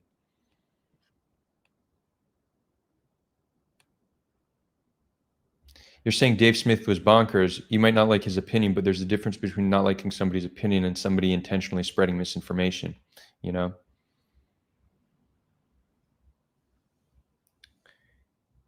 Yakov Mishka says people could be complicated. The world is not black and white. I agree. So, I mean, so you stand by that statement. That's fascinating. So can you explain your rationale why you think Iran should have nukes? Does it have something to do with that they're Muslim but they're not Arab, so you trust them a little bit more, or is there something I'm missing here? So Mokia, tell me. I watched it. I think I found two things Dave Smith said that was wrong, and they were like, one of them was it was two pretty honest mistakes. Something about confusing the Lehi and the Haganah, and then confusing the role of the president and the prime minister. But I mean, Douglas Murray, well over a dozen nonstop misinformation right out of the Hasbara playbook. Dave Smith was not spreading nearly as much information. You might not like his perspective and his opinions and the analogies he makes, but he was talking, he was just not, the level of misinformation is not even close to the same. I'll give you another example. Mehdi Hassan against John Spencer on the Piers Morgan show. Mehdi Hassan did not spread nearly as much misinformation as John Spencer. It's not even close. Natasha versus Dave Smith. Natasha didn't get enough time to speak. She kept getting interrupted, but her short amount of time that she did get to speak, she shared more misinformation than Dave Smith.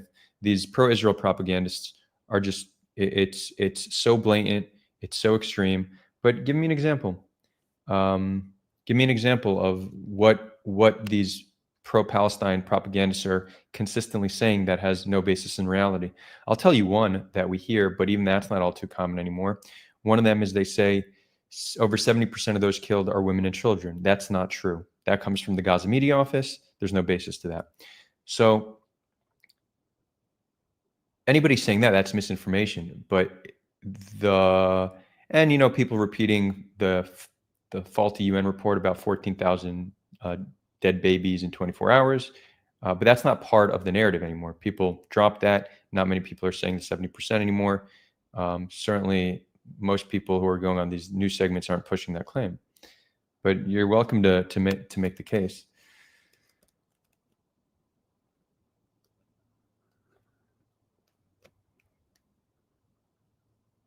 This is an interesting analysis, Squawks. What I found incredible is how Bibi was able to address the Iranian people in a call for future peace. It was unable to do that for over 40 years towards the Palestinian people or their leadership. Interesting. Mokia saying you want to look at your notes? Sure. Let me know if you have something. Hella Confused is saying, by the way, Adar, to answer your question as a Muslim, because you asked at the start of this. So yeah, just to give people context, Iran's stated reason for not developing nuclear weapons is they say it's against Islam. So I asked, does any Muslim have an opinion on this? So Hella Confused says, in Islam, using nuclear or biological weapons is forbidden because they kill indiscriminately, which violates Islamic rules of war. However, I've seen a few scholars argue that possessing them for deterrence only could be acceptable if it protects the Muslim community from aggression. Okay, interesting. So something about the indiscriminate killing.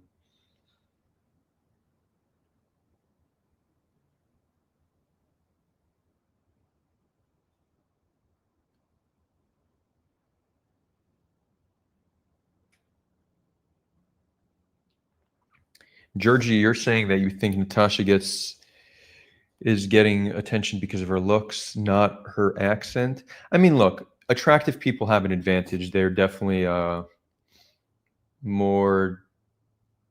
seen more favorable. They're seen as more trustworthy. They get more opportunities, for sure. But don't underestimate the power of a British accent, my guy.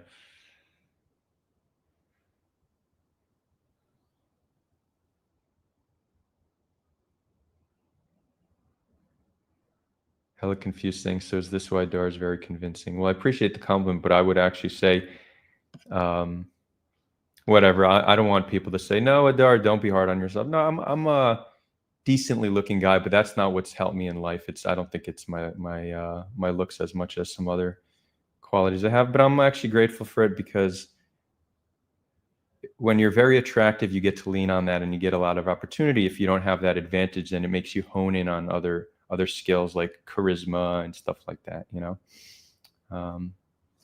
But I do appreciate that, Hell Confused.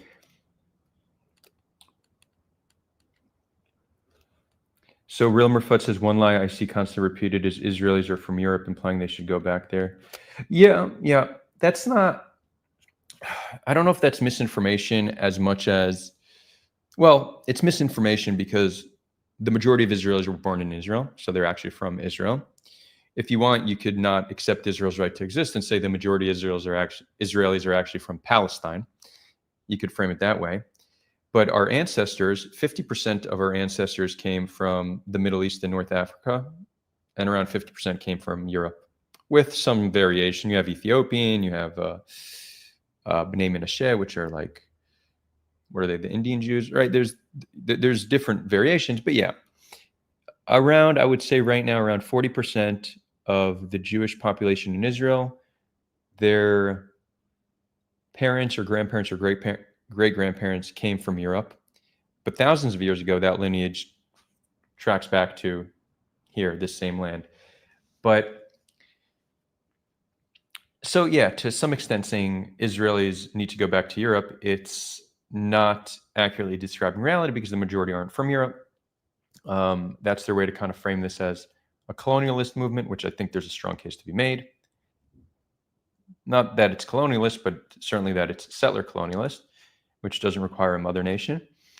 But it's not, yeah, I'm not going to push back that that's misinformation, but it's not a lie. It's more so like, call it deceptive framing, which is part of what Douglas Murray and Natasha do as well, right? Yeah.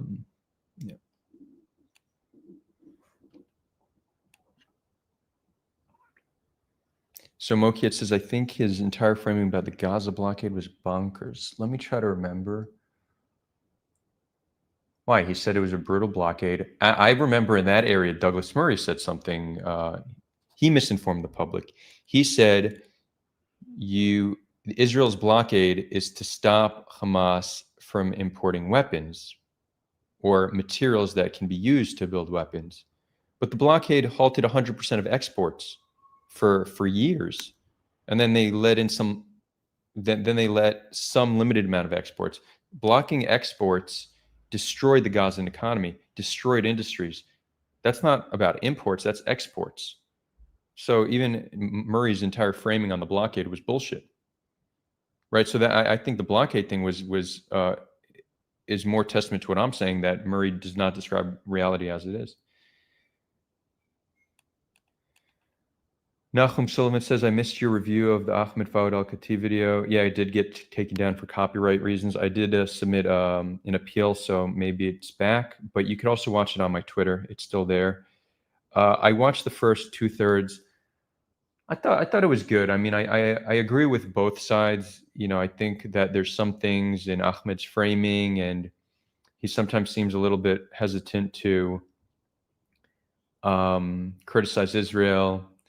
And he blames Hamas on the destruction of Gaza. And I think they are culpable, but you can't solely blame them and ignore the actual people destroying it, which he seemed to be keen on doing. But where I do agree with him is I think he's trying to build a new type of Palestinian resistance movement that's rooted in nonviolence. And I think that's commendable and needed. So I very much support him on his mission to do so. And I hope he could build the strong coalition. But I do think he would have an easier time building that coalition if he was able to criticize Israel more harshly, because many Palestinians are starting to see him as just like a you know, paid by Israel. And he's not going to position himself. He could position himself to be a voice of reason currently for Israelis, which I think is also good. But to build this broad Palestinian movement, he's going to need to appeal to Palestinians a little bit more than it seems like he was doing on Jubilee. I don't think he did a good job convincing the Palestinian masses that they need to join this nonviolent resistance movement. Like if he framed it more so, guys, Israel are brutal, even psychopathic. They will murder every last one of us. And it's for this reason why we need to stop violence against them. We need to stop giving them an excuse to murder us, right? That's convincing. But he was just trying to blame Hamas. That's not going to convince the same Palestinians he wants to build a coalition with. He's going to be on. We're going to speak in the next few days, so I'll ask him about that.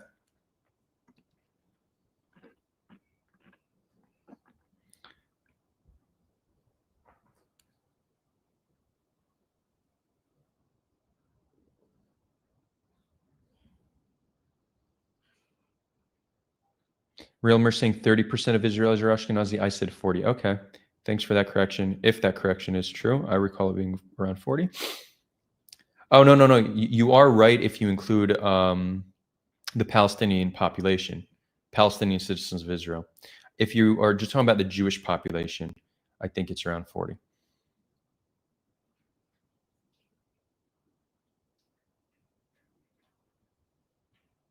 So Inuka Taton is asking if I'm interested to see what you think about Netanyahu's future.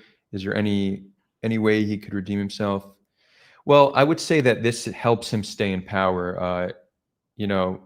Successful militarism is seen favorably for societies that are at war and for societies that have a very militarist nature like Israeli society does. So this will likely increase his polling. And by likely, I mean almost certainly, unless it backfires tremendously, which it may, but I don't know how high a likelihood of it backfiring tremendously is.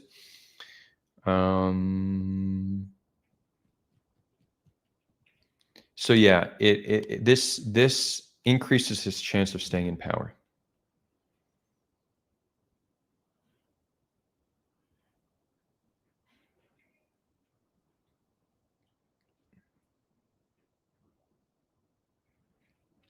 So Real Merfut says another point of misinformation is another example off the top of my head is Israeli snipers shoot children intentionally, and the evidence for this unverified X-rays depicting human skulls with no Real Mer. You're right now. What you're saying is what the Hasbara camp tried to frame this as. I actually interviewed 2 of the doctors that were part of that article that were in Gaza. The moment you have 40 doctors saying they saw civilians and children with bullet wounds, that's not something you could just say is misinformation. Now, granted, I don't think it's as systemic and widespread as it was portrayed in the New York Times article. I think, and the reason I say this is because I asked both the doctors, Mimi Sayed and Dr. Feroz, to send me if they have photos, right? Because anybody making a claim about some kind of atrocity that's very easy to prove, meaning you take a photo and you have proof, should be expected to show proof. So I asked them for photos of these bullet wounds, and they sent me a bunch of photos from Gaza.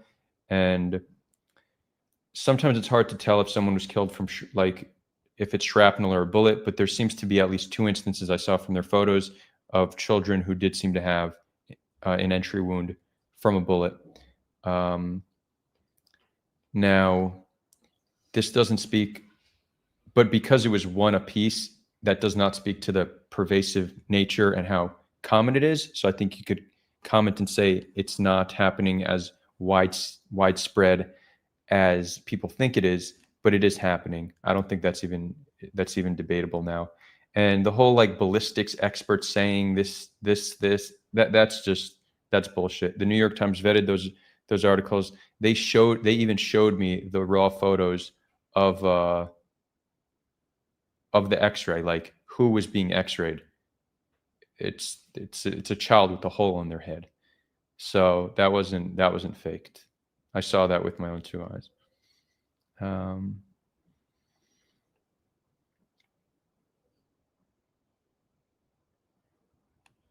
Ask Pro Pallies about Rachel Corrie. A lot of misinfo will appear.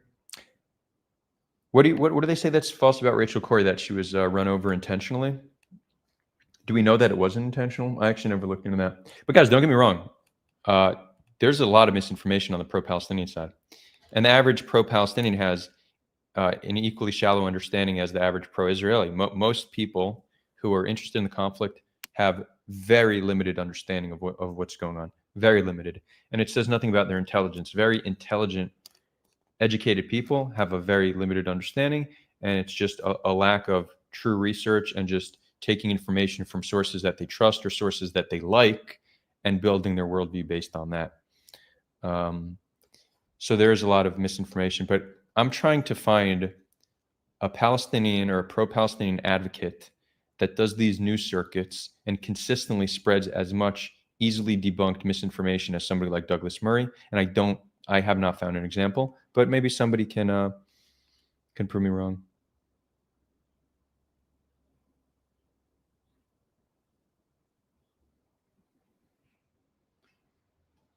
Mokid saying, what can you export out of Gaza?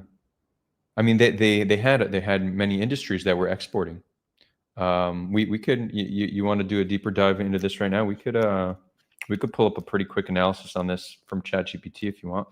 But they had full industries that were exporting. I think things like some produce and textiles. All of that was destroyed by Israel stopping exports. They have no economy now, but Israel contributed to that.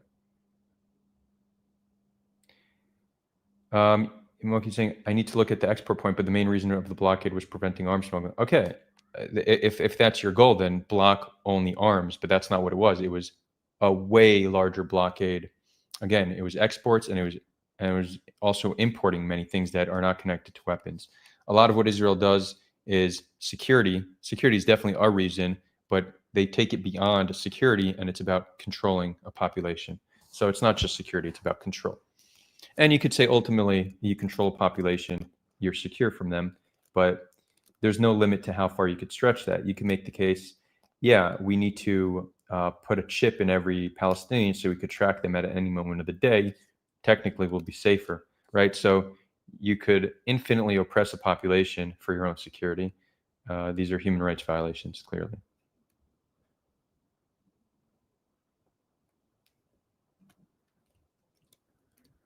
Mokid saying that doesn't mean bullet wounds are from intentional sniping. For sure, you could get shot unintentionally, but if there's a pattern, at some point you need to think that it's happening. And look, Mokid, this shouldn't be hard to understand. Like, we had a poll of Israelis the other day showing 46% support genocide. Some people questioned the credibility of the poll, the sample size, which there was no issues in that. I think the one legitimate critique is that there was some religious framing to the question, which could make people look at it through a religious perspective and make them more likely to answer something that seems horrific because they're giving a religious justification. But whether it's 48% or 25%, you do currently have a significant portion of the Israeli population which either says there's no civilians in Gaza or that the best thing to do is to just get rid of them. Some people who hold that belief are currently soldiers in Gaza. The chance of that being true is 100%. And we also know this. We have a fair amount of social media posts from soldiers also saying there are no innocents to Gaza. We're here to destroy Gaza. I mean, if you want, we could start reading these social media posts. I've saved some of them. They're pretty telling. We also have seen in excess of soldiers uploading their war crimes to social media. These are more minor war crimes like theft, property damage. We've seen them uploading them doing dehumanizing things to Palestinians, like the whole lingerie thing or abusing prisoners. The fact that they're uploading this to social media demonstrates something important to understand.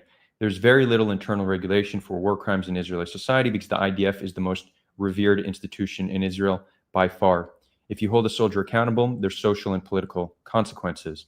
So if there's not many consequences to your actions, and some percentage of soldiers in Gaza think genocide is acceptable, some people are going to intentionally kill civilians. This is happening without a doubt. So and when you have 40 doctors saying they saw minors with bullet wounds, at that point, I mean, there's a pretty overwhelming evidence that some amount of children have been intentionally sniped. Also, the March of Return, we saw snipers targeting press and stuff, and a fair bit of children were sniped then. So no. Also, if you look at the people who go to these sniping units, it's they take people that are like very cold and calculated. It's if there's any part of the army that has a higher concentration of sociopaths and psychopaths, it's the sniper units.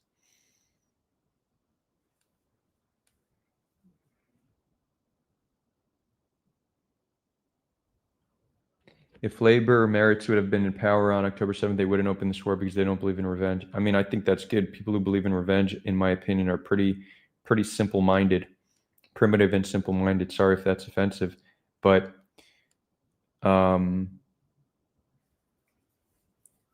revenge is just like a primal animalistic concept. You should believe in justice, but not in revenge.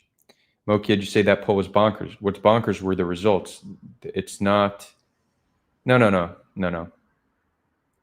You can't say the data gathering was skewed because you don't like the results. You need to demonstrate that to be the case. But we've had other polls showing similar things. Over 70% of Israelis months ago said they think civilian life should either have no consideration or little consideration when Israel operates.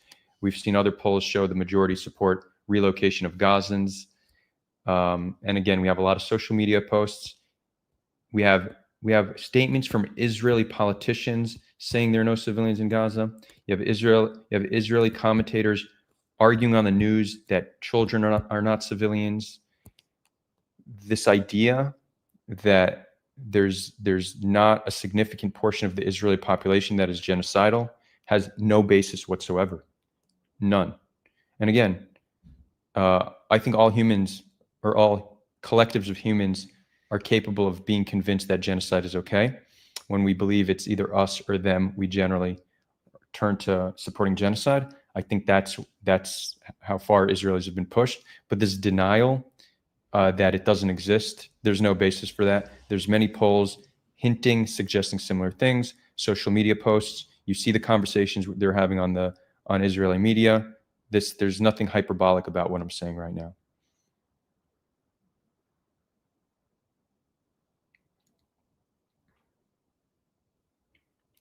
Critical Thinking Over Doctrine says, what were the reasons for controlling Gaza's exports? I think to keep Hamas weak and to keep Hamas and Gaza weak, I would say probably.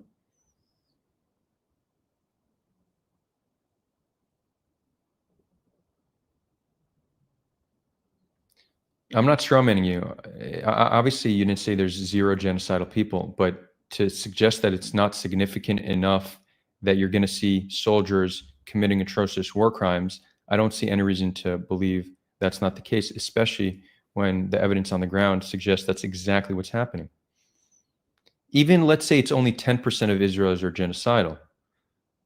The soldier is generally representative of the greater population, a little bit more extreme actually, because of their age. So yeah, you have a significant number of IDF soldiers currently in Gaza who are genocidal, and you have very little internal regulation. That's a problem. It's a huge problem. Again, you're saying I didn't say there's no soldiers coming. I know I'm not saying that's what you're saying, but you're trying to suggest that this isn't a major issue and that the poll was completely bonkers. The poll does not seem to be bonkers. It's reflective of many other things we're seeing.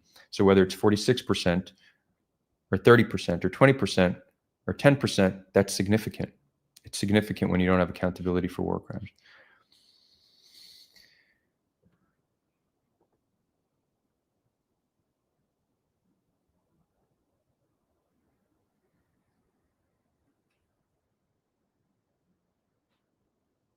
Let's see.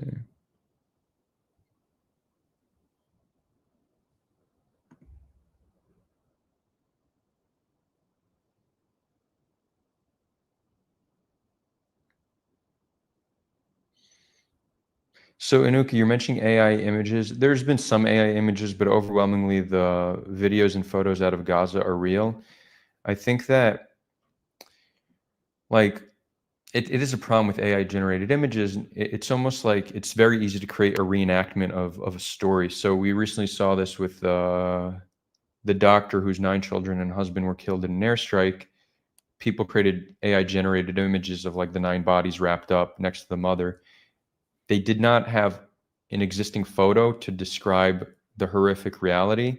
So they created an AI reenactment, which I think is not a good thing to do, because it allows people to cast doubt on the fact that that actually happened, which we saw Natasha do in her debate with Dave Smith. But I think that's generally where a lot of these AI generated photos come from.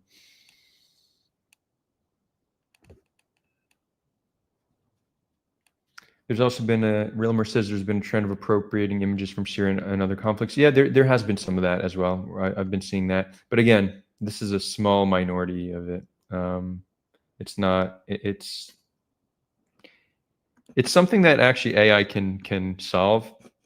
Like, there's a way to automate it that if you post an image from Syria and you claim it's Gaza, that let's say you want to do this on Twitter, that Twitter will automatically community note it, or just before you post it, tell you this is false information. And if you post it, then your reach will be throttled. So there's a solution to doing this.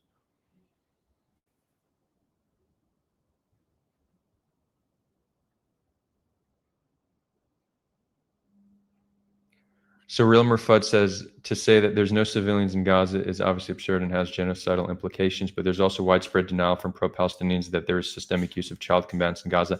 Actually, I don't think that there's a compelling case that there's, I don't know if systemic is the right word, because if Hamas decides to take one child soldier, that's technically systemic because it is coming from above, but there's no substantial use of child soldiers based on what we know. And how do we know this? So first of all, we have a lot of photos and videos of combatants. We have a lot of IDF soldiers with GoPros, and we're actually have not seen a child engaging in military activity. But even more than the lack of evidence of it, when we look at the data of those killed, there's around 16,000 children. And if you look at ages, let's say 14 to 17, ages that would be child combatants, there's only 1,200 more boys killed than girls in that age bracket, right? So you could say, okay, so that's around that 1,200 excess boys could be seen as combatants, but that would be a wrong assumption, because males of all ages, of almost all ages, die at a higher rate than females. This is because they're more likely to take risks and more like go get food, aid, and water for their families. They're also more likely to work in positions like first responders, putting themselves in danger. And they're also more likely to be confused of being combatants. We see in Gaza, boys between the ages 10 to 13 are dying at a higher rate than girls of the same age. We see men from ages 60 to 70 dying at a higher rate than women of that same age. So the excess of 1,200 boys in the child combatant bracket is negligible, especially when you count for boys dying at a higher rate.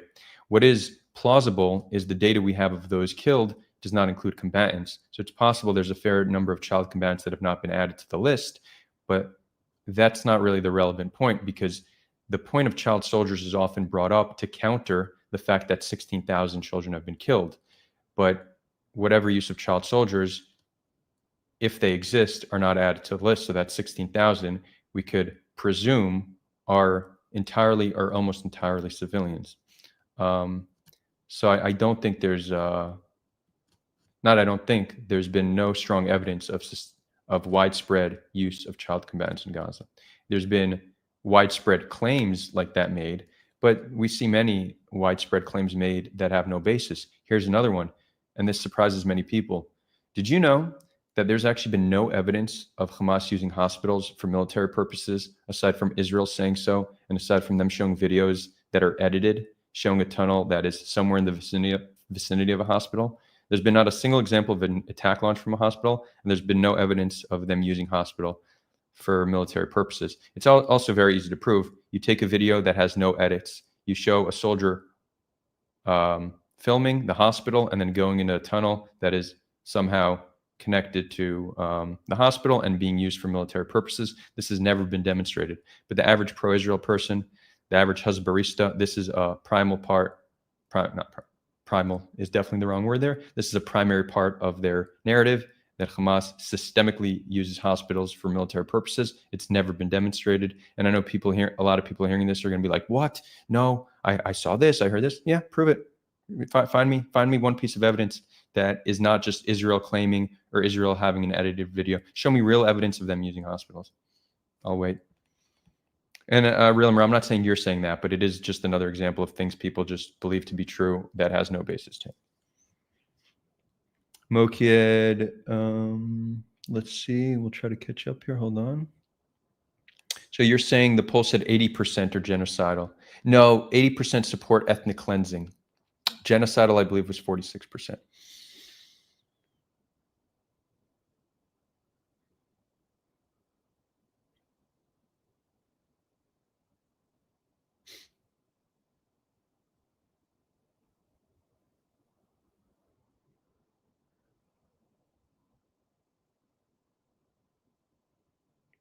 So Yaakov, you're saying the idea of Jews killing Palestinian babies is deeply rooted in anti-Jewish libels in the Middle Ages. You're talking about blood libel. No, I mean, maybe to some extent, but Israel has killed children at a higher rate than any other conflict in the 21st century by significant margins. This is fact. We're allowed to talk about this without being accused of anti-Semitism.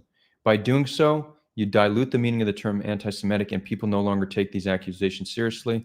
You're weaponizing anti-Semitism to shield Israel from legitimate criticism. We're killing children at a rate that no one else in the 21st century has, and this should be addressed. And when I say rate, I'm talking about duration relative to population size.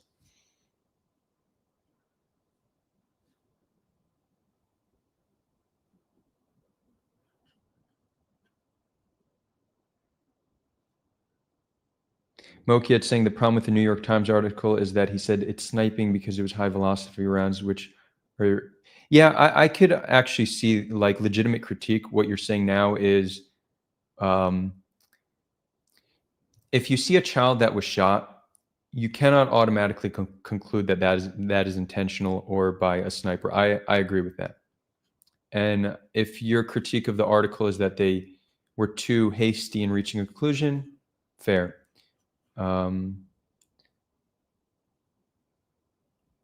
But again, that doesn't speak to, that speaks to how pervasive it is. It doesn't speak to whether it's happening or not.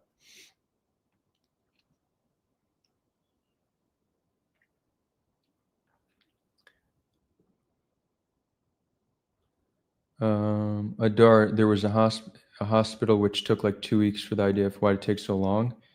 Because to get to the hospital, they need to move through lots of territory that was controlled by Hamas. So it's not, you can't just march up to the hospital. You're not going to see a single report or GoPro footage of attacks from hospitals or militants using the hospitals for attacks. I've looked into this extensively. The closest thing you'll see is a militant with an RPG on a street adjacent to a hospital shooting it at a tank, which is essentially shooting those taking your territory, right? So imagine if Hamas was now trying to take over Ichilov Hospital in Tel Aviv, you'd literally have tanks surrounding the hospital protecting it.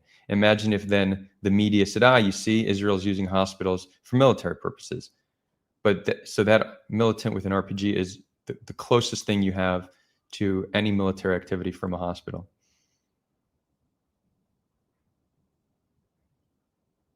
The 2 weeks it took, you're talking about Al-Shifa, the 2 weeks it took was simply taking the territory in a way that wasn't dangerous for soldiers. It's encroaching slowly but surely, destroying everything along the way until you get to the hospital.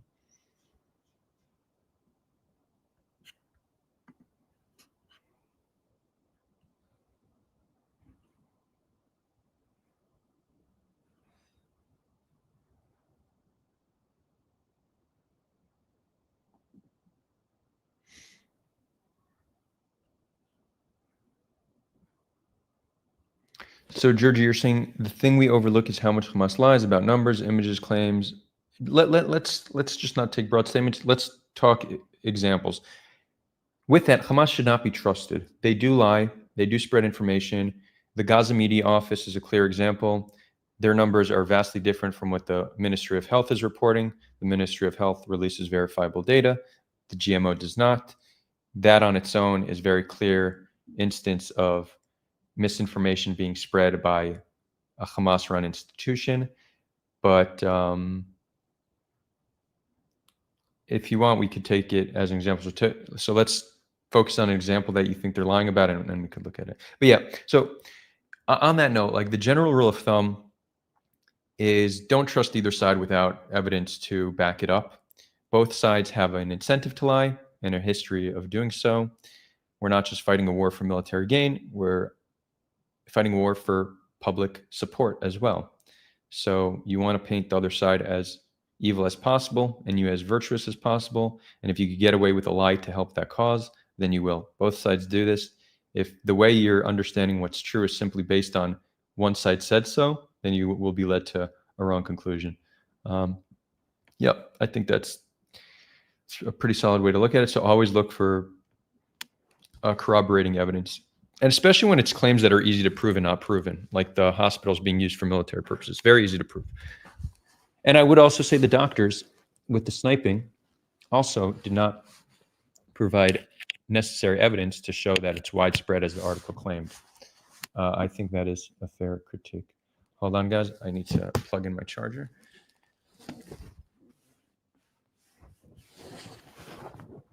Gotta jump out of my seat as to not knock over my camera.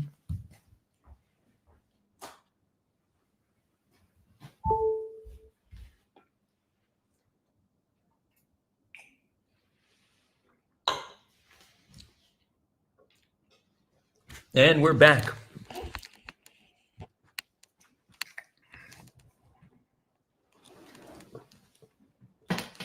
It's funny. Time flies when you're having fun. I just realized I had a 1 p.m. call that I completely missed.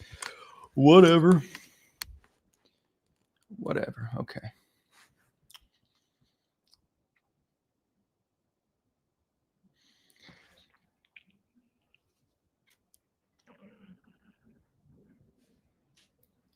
So Georgie, we could watch. No. So what you're saying? The video, is this the most recent video? That video is edited. It's not a clear video. Even the bombing, when there was the bombing that claimed to kill Sinwar, that was not a hospital bombing. That was somewhere near the hospital, but that hospital was not bombed. That's not where he was killed. And that's why the evidence needs to be edited in order to make the case. Now, what you could say is very plausible and almost certain is that all the hospitals in Gaza, there's 36 hospitals in Gaza, some major, some smaller ones, but likely most or all of them are going to have tunnels in the vicinity of them. And that's just because there's tunnels everywhere under Gaza. And you do want to give Hamas access to these hospitals so that they can bring their wounded there. So in that regard, yeah, you are going to see tunnels in the vicinity of hospitals. There's strategic reason to do that. You bring your wounded there, you treat them. So Hamas's use of hospitals is them treating their wounded there. That we know they're doing. There's no question about them doing that. But them having these command centers underneath the hospitals or launching attacks from hospitals, which Douglas Murray claimed that on the thing that they launched attacks from hospitals. Yeah, that's not, there's no evidence of that. Hella confused says, Adar, is there no software that aggregates the comments from different platforms you're streaming on? There is, but it doesn't take Discord. So I have an aggregation of YouTube, Twitch, and Twitter. But Discord, I need to go back and forth, at least for now.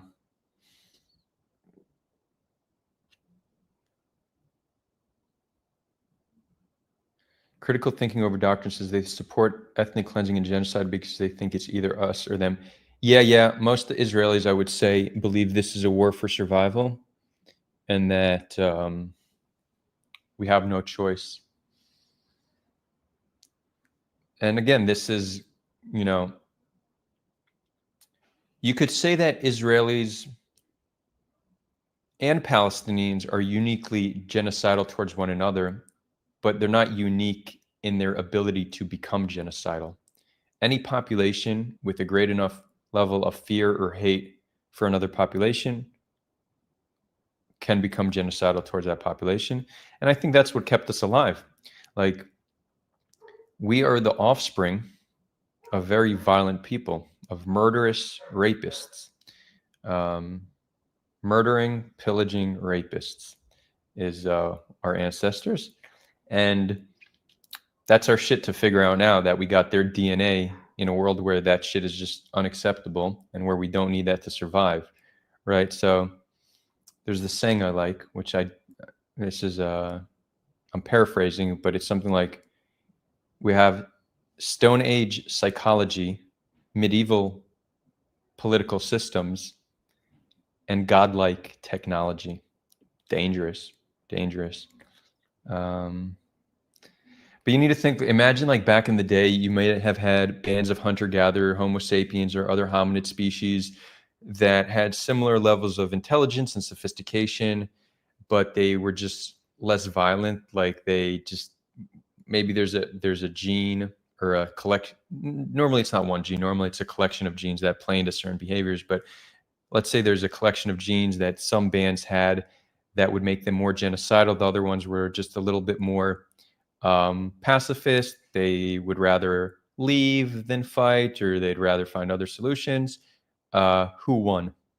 The genocidal ones, right? So Homo sapiens used to walk the earth with at least 8 other hominids, none of which currently exist. And there are competing theories for where they went, but one of the prevailing ones is they were genocided by us. Yeah, but we do still have some Neanderthal DNA and some Denisovan DNA. Yeah, what is it? So most Europeans have 1 to 3% Neanderthal DNA. Asians, some Asian populations have around 1% Denisovan DNA. And then they found some African populations that have some other hominid DNA, but it's a hominid that they have not yet been able to identify what it is. Anyways, bye, Mokied. Thanks for stopping by and for giving challenging questions and commentary. I always appreciate seeing you here. Hope to see you soon.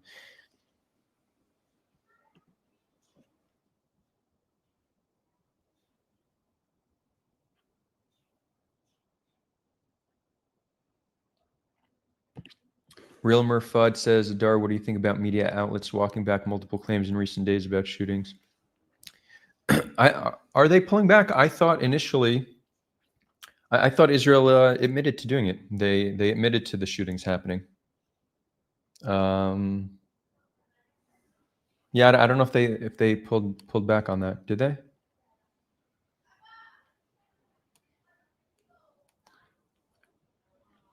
Okay, Realmer, I'm so happy you shared this article because I wrote an analysis on this. So when it comes to death toll and Ministry of Health stuff, I've really been on top of analyzing and researching and writing about. So this is, there's many areas that I'm not well versed on. This one I am quite well versed on. So yeah, let's go over this together. I'm happy you shared this. And this shows the extent of the misinformation. Okay. Let's pull this up.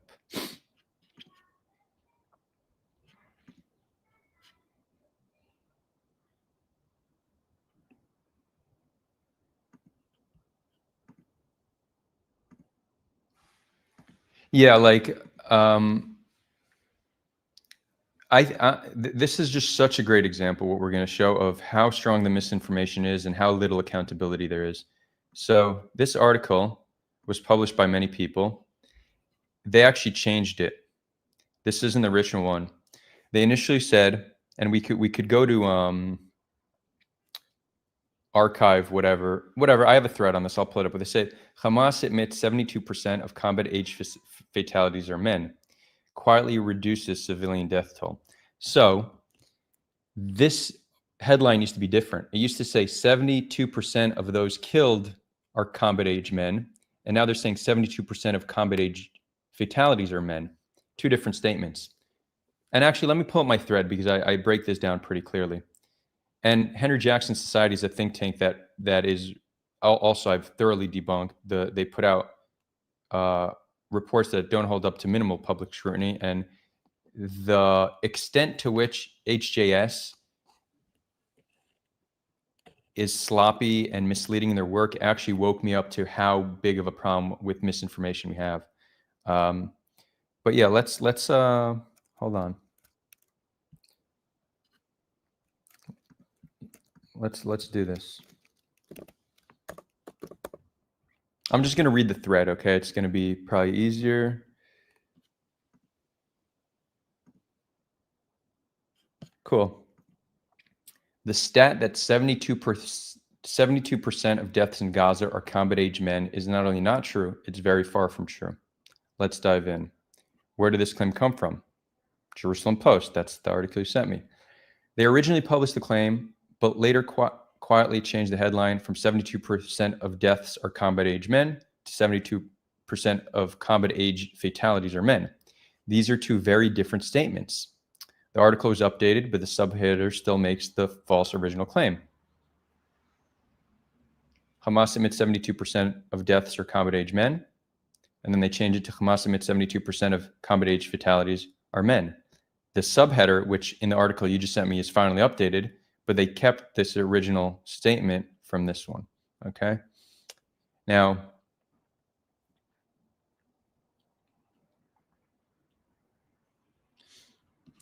debunking claim number one, 72% of deaths are combat-age men.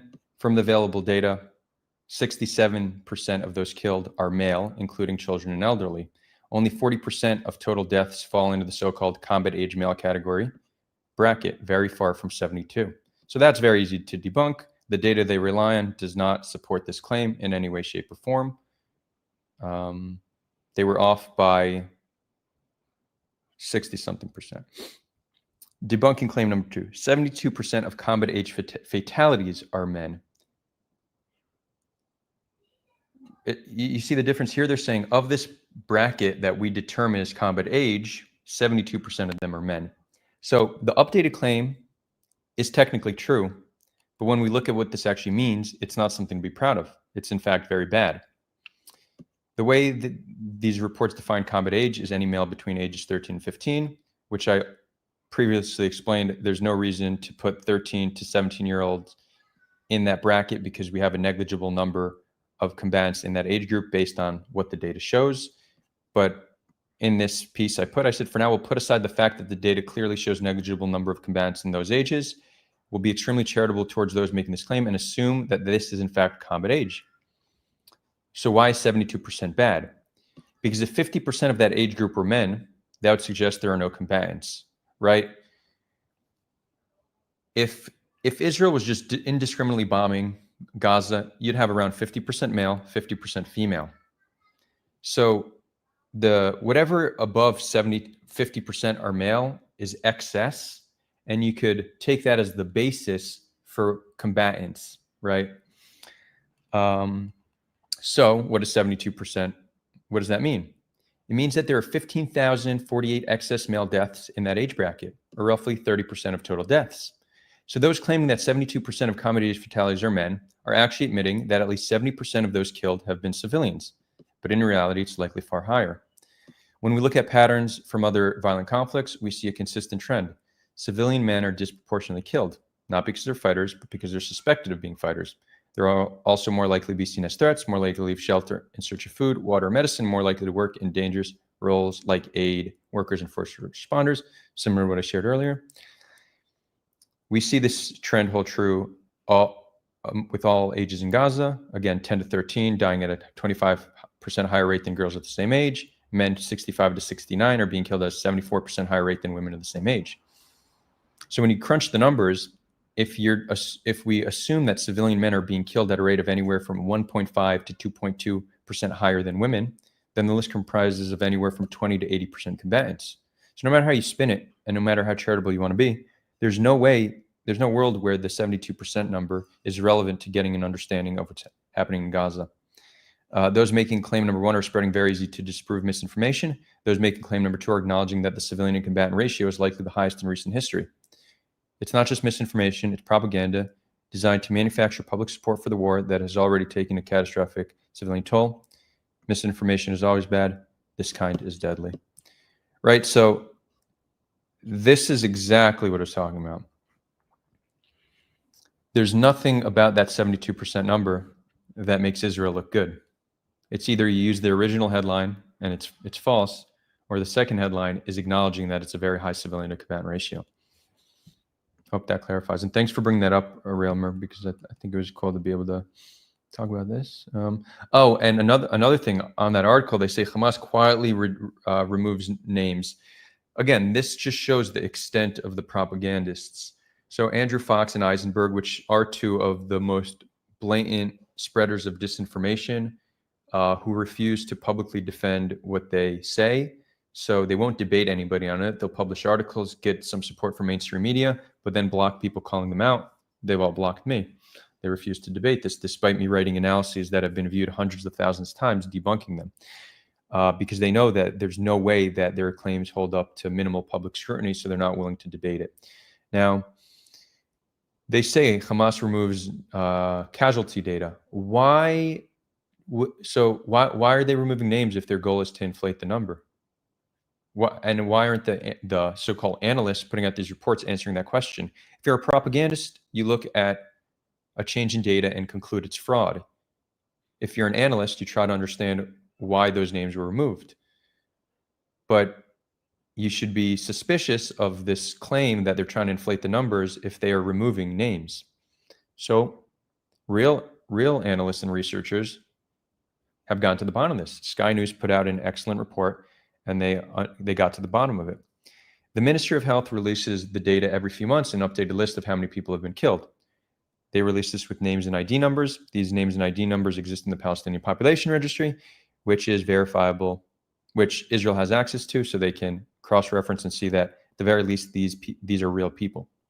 Israel themselves do not deny the data released by the Ministry of Health. Now, the way the Ministry of Health collects data is through a morgue reporting system. So if a dead body shows up at a hospital who was killed of a violent death, they're added to the list. But because of the collapse of the healthcare system and a lot of bodies were not being brought to hospitals, they allowed families to report on deaths of loved ones. When they started this system, they acknowledged that they were adding these reports to the list, but they still need to go through verification. So these names were on the list, but then over the subsequent months, the MOH started investigating these deaths and determined that some of them they cannot find that it was a violent death, and they think it might be natural causes, so they removed them from the list. Now, a researcher by the name of Matthew Kronkal, who his Twitter account is History Speaks, did research and actually discovered that some of the names removed, he actually through research on social media posts was able to determine that some of those removed from the list actually were killed in airstrikes. But what we're seeing is the Ministry of Health has gone through a great effort to increase the accuracy of their list. And then in doing so, people take them editing the list to make it more accurate as proof of fraud. That's not the right conclusion to reach. If fraud was their intention, then they would just add thousands of fake names, thousands of fake people, and never remove it. But again, the propagandists are not interested in this. They look for any error in the fraud, and this is all Eisenberg and Andrew Fox have done, and every single claim they've made has been debunked.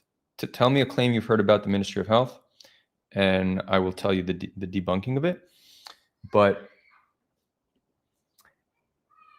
when you currently have 54,000 lines of data, you have this data being reported from different places. There are going to be errors.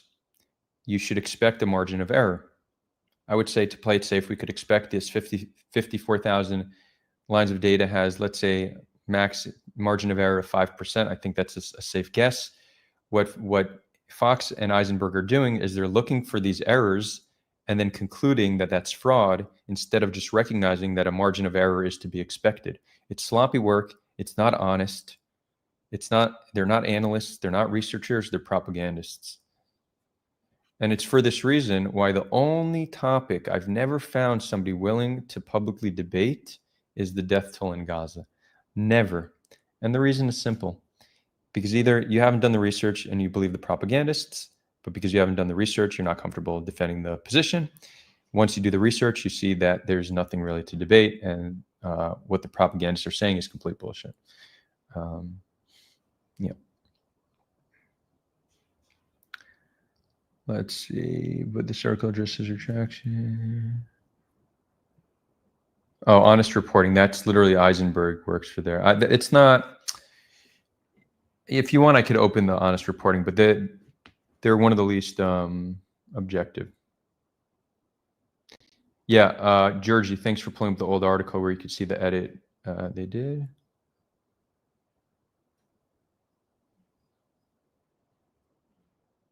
Can you elaborate? Realmer says, can you elaborate on why 72% scenario gives us useful information? Yeah, because, well, first of all, it doesn't give us the full picture because it's very plausible that combatants are not being added to the list. So in fact, I think there's a high likelihood that of the 54,000 names and ID numbers we have, low single-digit % of those are combatants. Combatants are not being added to the list. Two reasons. One, I think there's a fair bit of them that are probably still buried in tunnels that have been blown up. And two, Hamas doesn't want to give Israel intel on how many they've killed. But saying that because 72% of this age bracket are men is proof that Israel is killing primarily militants, that is a wrong conclusion. 72% of that age bracket being males actually shows that the list is overwhelmingly civilians, because you would expect by default you have a 50-50 gender breakdown in Gaza. So if Israel's just blindly carpet bombing Gaza, you would expect it to be 50-50, more or less. So the excess can give you some kind of estimate of combatants, but you need to take into account that civilian males die at a higher rate. So it tells you something about the potential existence of combatants on the list. But using that number as if it's proof that Israel's conducting itself in a way that is good or above a global standard, that there's nothing there to make that claim. It suggests the exact opposite. I hope that further clarifies. I know it's a little bit of a complex thing, so let me know if not. But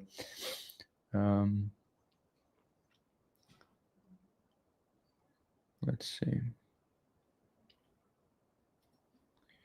Critical thinking over doctrine asks, I mean, this is a tough question. How will Jewish identity change after committing genocide? Look, most Jews don't acknowledge it's genocide, but I think it's almost certain that this will be remembered as a genocide. And in fact, there's other things that scholars are calling genocide that were less horrific than this. So I don't think there's a double standard here. I think that many Jews, their frame of reference for genocide is the Holocaust. So they struggle to see this as similar to the Holocaust. So they reject it. But genocide has a much broader term, at least in today's world.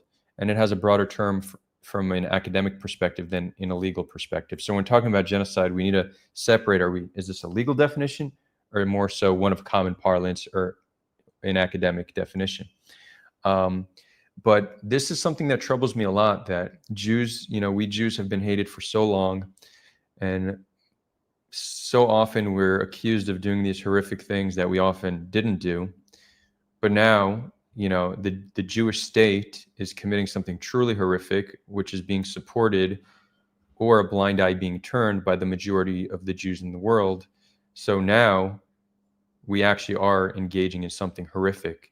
And when you hear stories about anti-Semitism and things Jews have done, it's much harder to convince people that the stories about us in the past are fabricated, because people living today are seeing the Jewish state doing something horrific and most Jews in the world supporting it. So to many people, they will see this as a confirmation of everything said about Jews in the past must be true, because look how they're acting today. It's definitely troubling, and this is going to be just more fuel to the fire that's anti-Semitism, taking it to levels of height we haven't seen in our lifetime. And this will be definitely used against Jews for many, many generations.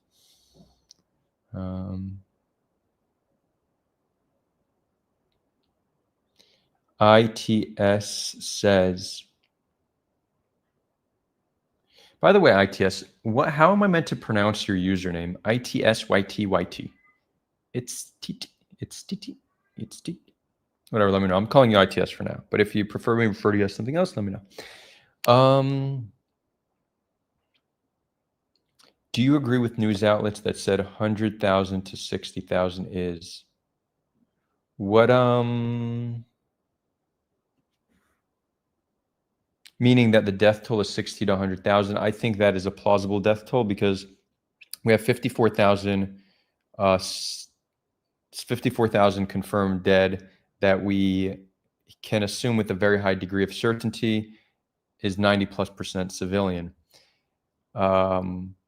But we have civilians that are still buried under rubble, not yet accounted for. And this also doesn't account for indirect deaths, those killed as a result of the collapse of the healthcare system. Indirect deaths sometimes takes years to fully understand because you don't always know if somebody died of an indirect cause or a natural cause. They're often similar.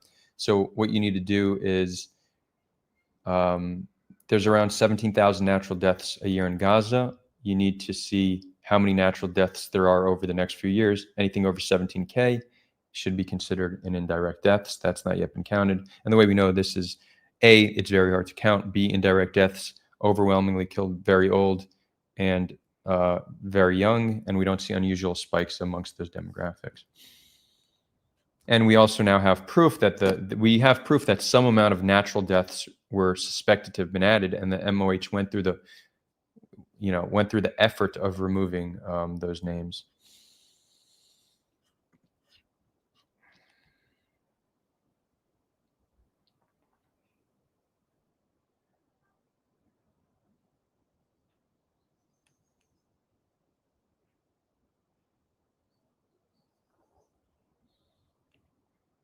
Yeah, Rilmer, I'm not quite sure about the journalist. There has been a pretty high number of journalists killed. Is it possible that they're just in more dangerous places, that they're embedded with Hamas reporting on things, so they're more in danger? Yeah, I think that probably plays into it. But you could actually see an incentive why Israel would want to kill journalists because less people to report on war crimes being committed. So again, this in itself isn't proof, but it does show a clear motive. And then not letting journalists in. So, right, not only killing a high rate of journalists, but refusing to let international journalists in, let's say suspect, to say the least. But it's hard for me to really, I don't fully know what's contributing to that.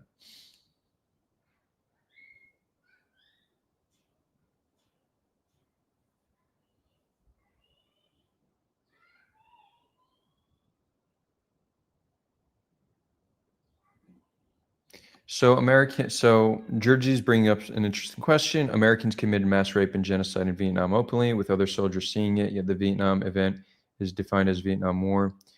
Well, I would say this comes from two things. First of all, yeah, the U.S. Is able to define things as they want. So the U.S. Very much has been able to control how the Vietnam War is spoken about. Certainly in America, because they educate people on it. They're not going to teach Americans that war crimes were committed then. They're going to say it was a war, and some frame it still as necessary or the right decision. There's two main differences. At the time, we didn't have all too much. Our standard for genocide was different. Our standard for human rights and how we define war crimes was very different. And now we also live in a place where the masses have much more control over the narrative and how things are remembered, because you don't have a centralized control of information. It's not just what is taught in textbooks, what is seen in the media, what is the government saying. The people help define the narrative. So I think that, yeah, you'll still have many forces fighting and trying to say that what Israel did in Gaza was necessary and that it was a war, and the misinformation will likely continue forever. The same way we still have Holocaust denial, the same way we have people denying the Armenian genocide. This will continue to exist, but the same way most people frown upon Armenian genocide denial and Holocaust denial, I could see something similar happening with Israel, the atrocities Israel is committing in Gaza. And this doesn't, and don't, me saying this doesn't need to mean that what's happening in Gaza is as bad as the Holocaust. It doesn't need to be as bad. It just needs to be horrific in its own way. And also, we also judge things in historical context. So we would hope that as we make progress as a species, we commit increasingly less atrocities, right? So I would like to think that the atrocities that people got away with in the 20th century, they can no longer get away with in the 21st century. So in the 21st century, the atrocities being committed look very different. They look like what Israel is doing. Hopefully, long before we get to the 22nd century, we can acknowledge that this is not an acceptable form of self-defense. The same way, I hope most people can acknowledge that October 7th is not a legitimate or acceptable form of resistance, right?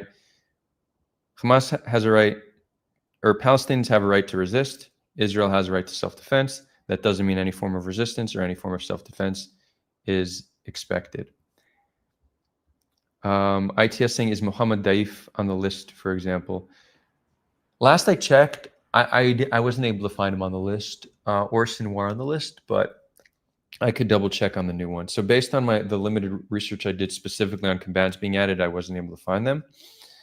I recently found, I had a Twitter friend who speaks Arabic find me a list of people killed by Hamas and children died of malnutrition, their names that I still need to check to see if they're on the list, because that's interesting. We could actually do it now. You guys want to do it now live? Let's do it. This could be interesting. Okay. The thing is, it's kind of hard because I don't read Arabic, and you'll see my challenge. Okay, cool. This is not the last MOH list. This is the one from This is from March 23rd, 25. You'll see that it's broken down. You see men. Wait, am I sharing this? Yeah, I am. Okay. You could see men 18 to 59 are 44%. Women are 16%. Boys, This is the breakdown. Okay. Then you see how many people of each age. Just to see, something sad. We start at age 0. These are children that didn't see their first birthday. Look at this. Okay, we finally got to 1-year-olds. 2-year-olds. 3-year-olds. Let this sink in. I really want us to understand the toll, I think that this visualization, it's different from the visualization of a dead child that we're often seeing, but I think this is also important to see. Okay, let's go back up. Or don't you just command up it? Yeah, okay, cool. Okay, so we now have the data sent. Shout out to Dia Dialdlin for doing this work for me. Okay, civilians killed. Oh, wait, but we might need the more updated list. Yeah. This isn't the most updated list, so it might not have all these names. Okay, hold on, guys. I feel like this is interesting enough to do, so let's see. I do have the newer list somewhere. I just didn't break it down. Male Gaza fatalities through May. Wait, through May 19th? Oh, May. The other one was March. Okay.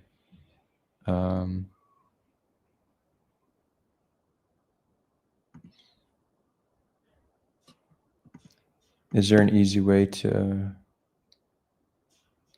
Can someone... What's the best way to take like a... Oh, I could Control F this, right? Yeah. Okay, cool. Okay. Oh, this also gives English names. This is actually going to be easier. This is the more updated list. Cool. Is this what's being shared currently? Yep, this is what's being shared. Cool. No, we don't need this. We need this. So we have Hamas, cause of death, age 22. This is somebody Hamas executed. Have they been added?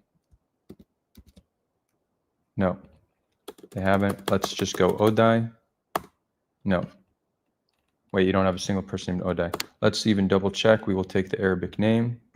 The thing is, can maybe an Arab speaker help me? What here is the first name? What's the last name? Like, I don't quite know what to copy. If I do this.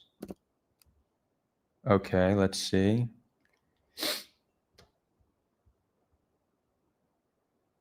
Okay, so 26 people have this name. Let's Mahmoud Rani. Okay, this is a 3-year-old. We need to find a 22-year-old that has this. 21-year-old, 21, 22. Okay. Oh, it looks like this is Sada. So somebody with the last name of Sada was killed by Hamas. They were 22, but this is not them because we know this person's name is Nasser. Nasser Sada. Nope. 22, Suleiman Sada. Nope.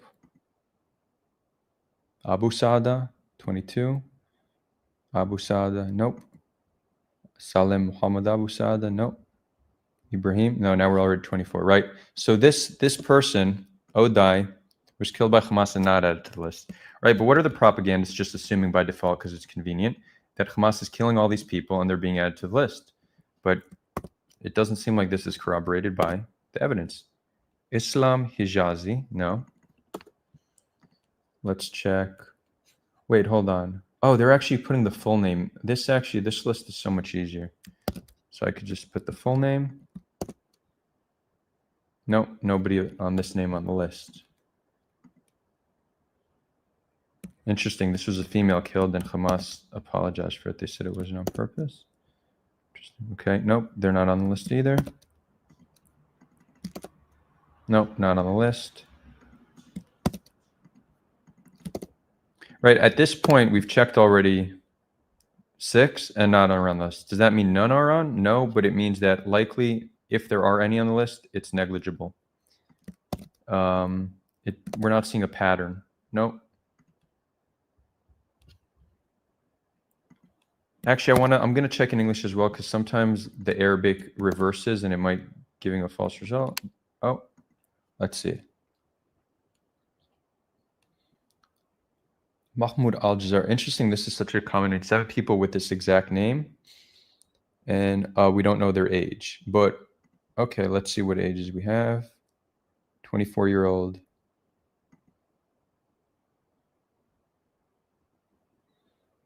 Okay, so this is interesting. You have a 21-year-old with this last name. But is this their full name or their last name? See, this would be easier with an Arabic speaker. Name.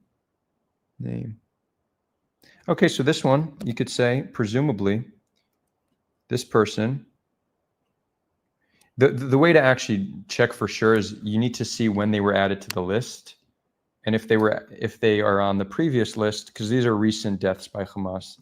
So, right, if we take their name. Oh, why is that not copying properly? Let's see, did we find one? All right, let's see if this name, if we find him on the previous list.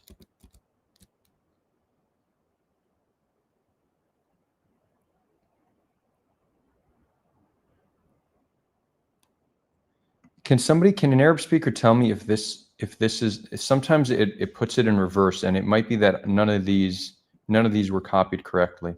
So it's going to make doing this much harder. In the meantime, let's look at young children who died from cold. This should be easier to find. Sila, no. Sila was not added. A 1-month-old that died from cold. Nope, not seeing them either.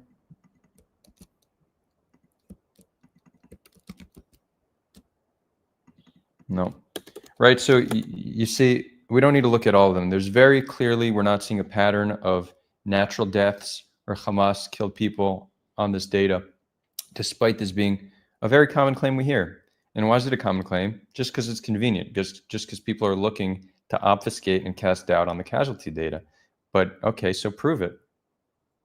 Prove it. I could definitely be convinced. It's not like I trust Hamas. I definitely don't trust them. But the MOH data, verifiable by Israel, under immense public scrutiny, it's open source. Anybody can look at it.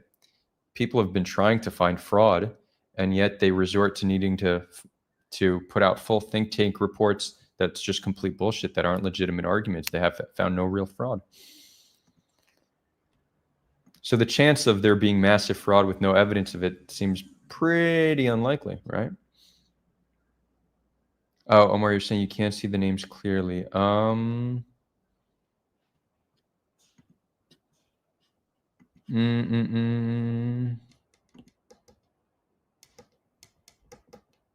What's the best way to show you this? Whatever. We did the English names, which are here as well. But Omar, we could find a time to do a deeper dive into this just to confirm for certain, because I'll probably write something on this, but we should do a more thorough check. Cool, guys. We're going on 3 hours. Let's see if there's anything. We'll do one more review of Twitter, see if there's anything new, and then we'll actually, let's see if Ory can join now real quick. Hold on. All good.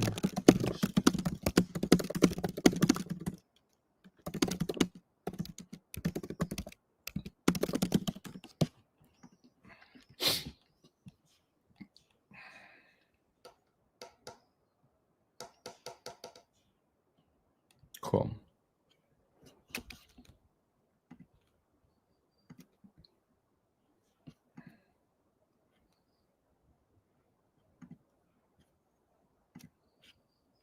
Ten minutes ago, Avi Bitterman said, I definitely voted for this. I don't know what he's talking about. Syrian girl saying the Arabs aren't even neutral. They are and always have been on Israel's side. That's a hot take right there. I don't know what that means. Let's see Jasmine El Gamal is, let's see her analysis. I like what she writes. The U.S. looks weak.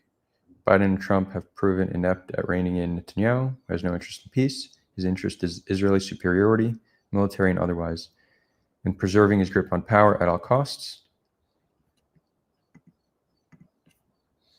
The underlying principle of all of Israel's actions in the Middle East is exceptionalism, Israel's safety first and only at everyone else's expense.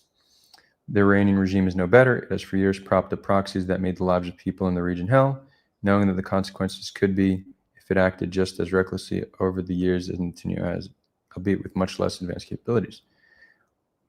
For the shortcomings of GCPOA, Obama was the only one who was able to get a deal with Iran while simultaneously increasing U.S. resources towards the defense of Israel. Trump came in 2016 and blew it up out of spite. Now he's trying to negotiate a new deal, but the circumstances are very different from 2013 when Obama negotiations started. Yeah, that's a good point, that Trump blew up the deal only to try to renegotiate it. Israel is infinitely more emboldened and Iran weakened due to a massive military intelligence campaign against Hezbollah and Hamas that have severely weakened both groups as well as Iran itself. And to the domestic pressure on Netanyahu, he both needs the war to survive politically and to skirt accountability for corruption and October 7th intelligence failures, and believes it's once-in-a-lifetime opportunity to bring down the Iranian regime. I would agree with that. So where do we go from here? Iran has three options. It can retaliate symbolically. That's what we've seen them do in the past. Yeah, like it did in April and October against Israel without inflicting any major damage. It can also expand to include U.S. assets in the region. Unlikely because Iran would have no capacity to get into a war with the U.S. True, I agree, Jasmine. Or it can do nothing for now, go deep underground, exit the NPT, and race towards nuclear weapon. Yes, many of its top scientists are dead, but they have trained younger ones. The knowledge we have to assume is still there. I would agree with that. This goes to the heart of the question in terms of what is happening in the Middle East post-October 7th, when Netanyahu decided to activate accelerate his longstanding desire to decapitate the Iranian regime, and Iran tried to hit Israel when it was down via Hezbollah. Where will Israel stop? Who will stop it? What will Iran do in the face of massive humiliation? Can Iran still be brought to the table now, or will it race towards a weapon? How much damage are all the military escalations doing in terms of setting the stage for further and endless conflict in months and years to come? 7, my thoughts as always are with the people in the region who are pawns in all of this, who are paying for ambitions of reckless men with their lives. I will update this thread as more information comes in. Good stuff, Jasmine. Appreciate the nuance, the thoughtfulness. That's the kind of content we like. We definitely need more of this.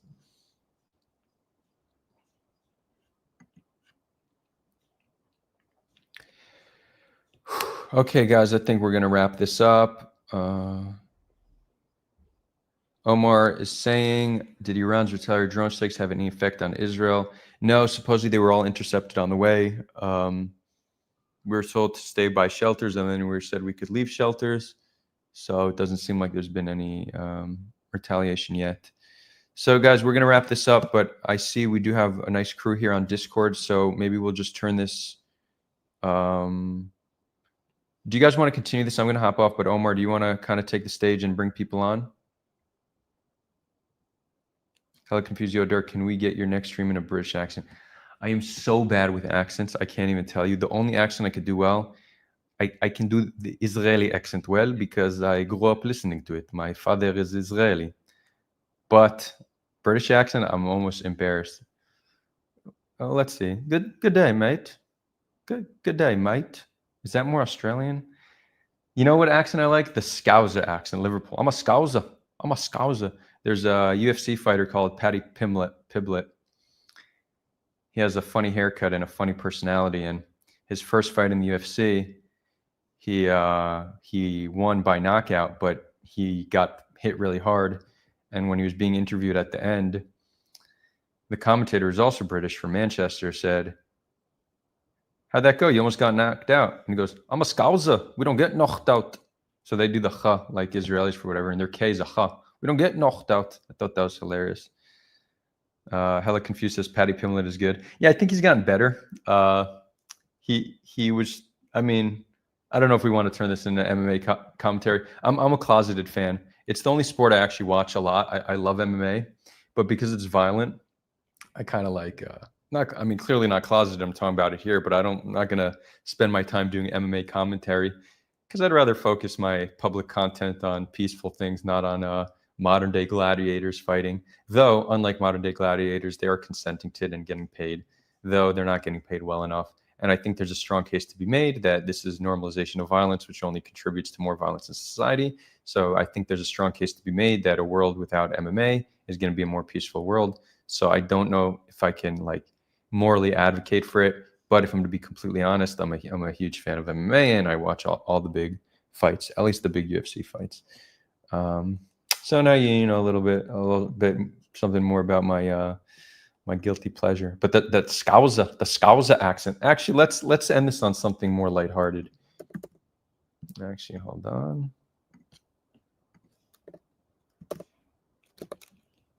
No, let's actually do this wrong place.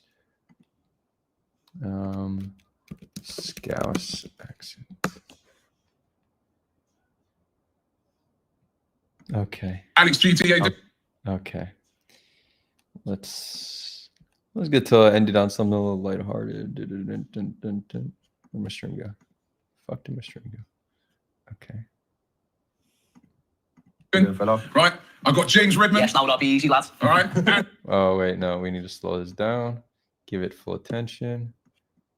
Alex GTA doing. Right. I've got James Redman. Yes, that would be easy, lads. All right. And Doyle. All right, the film, what's happening? Yes. Scouse. They're in the building, man. Look at these man looking at us. What did he say? What did he say? The subtitles.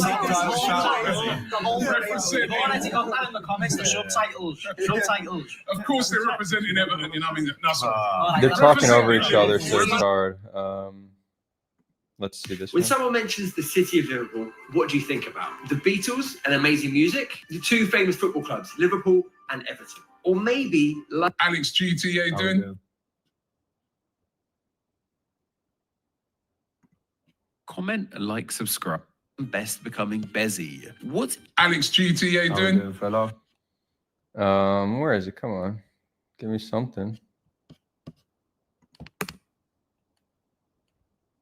Well, here's Paddy Pimlet, so we can watch him. I just think they want to make us look as bad.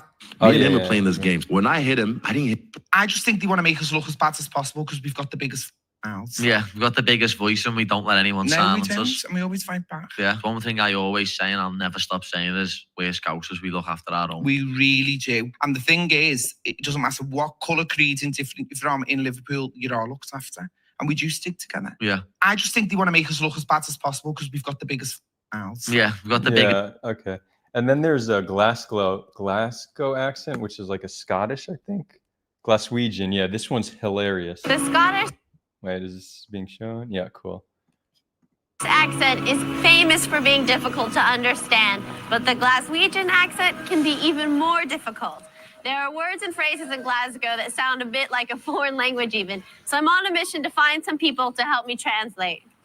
Okay, so I love the Glaswegian accent, and I was wondering if you could teach me some local phrases. Well, it's very hard to bring them to mind. This is the thing. It's all right when your eyes are not going and happy eyes. You understand? Did anybody know what he said? So, I mean, this is like, right, there's a certain point that you can see how language is split into two, right? People often, we think like Spanish and Portuguese, they're similar, they could somewhat understand each other. But I mean, the difference between a Glaswegian accent and English, the English that I know, I could barely understand it. So at a certain point, we need to see this as a different language. I think it's probably also true with Jamaican English, very hard to understand. So languages and accents are fascinating. Also like Arabic, right? An Arab from Palestine cannot understand an Arab from Morocco. They would need to speak English to understand each other, but they both speak a language called Arabic.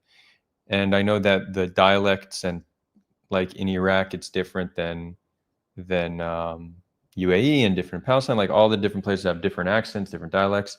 But maybe can the Arab speakers here tell me? So, Omar, you're Egyptian. Can your like which Arabic? And feel free to hop on. I see you're on stage. You wanna share this? Wait, hold on. Let's. I need to. If you speak now, yeah, people will be able to hear. So, Omar, you're Egyptian. Which country's Arabic can you understand and which can't you understand? I say I can understand like all Arab countries. Like because like actually yesterday I was speaking to an Algerian here in Egypt, and I think I understood her like pretty well. But the most I have trouble with is Moroccan and Algerian. But it's not that I would need to resort to some other language, or speaking French or English for me to understand them.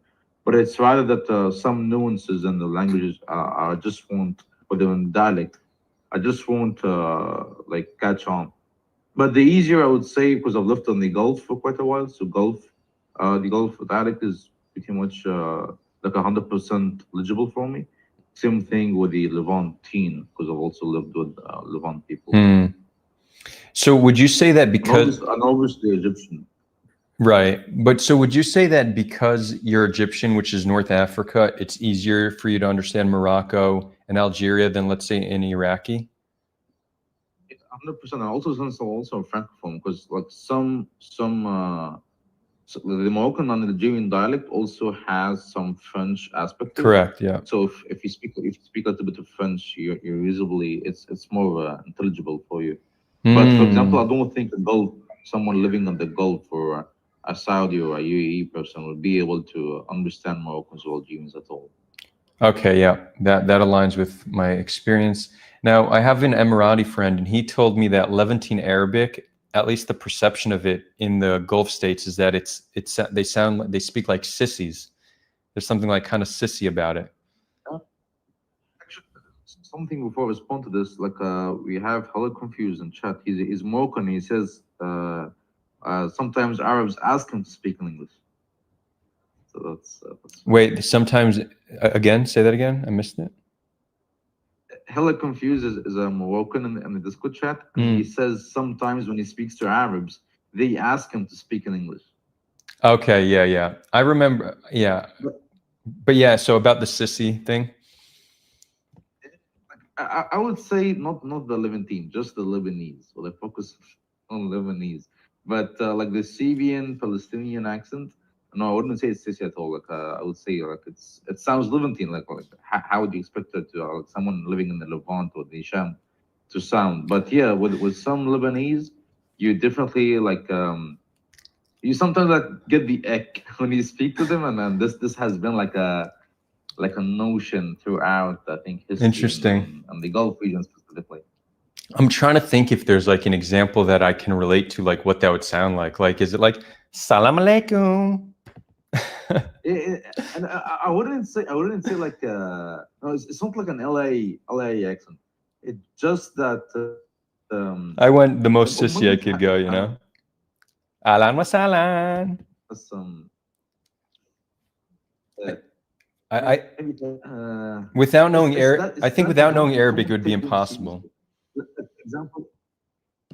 For example, people say like when Egyptians, if Egyptians starts cursing and shouting, for example, in a public place, like any other Arab would feel this like argument, or would feel the Egyptian speaking. But if a Lebanese person or a Lebanese guy starts shouting in his own language, I could laugh. Like I wouldn't be able to take them seriously. Like I would say this is how I think of it. Okay, that's funny. I'm trying to think if there's like, I guess like it's not quite the same, but if you have like a Southern accent, you're not taken as seriously as if you have like let's say a British accent. So it's like the Southern accent, like howdy y'all, you know. There is more a high class Southern accent that you see from like let's say Virginia, where they would say they pronounce the H in like what. I can't do the accent, but there is a higher class what or where.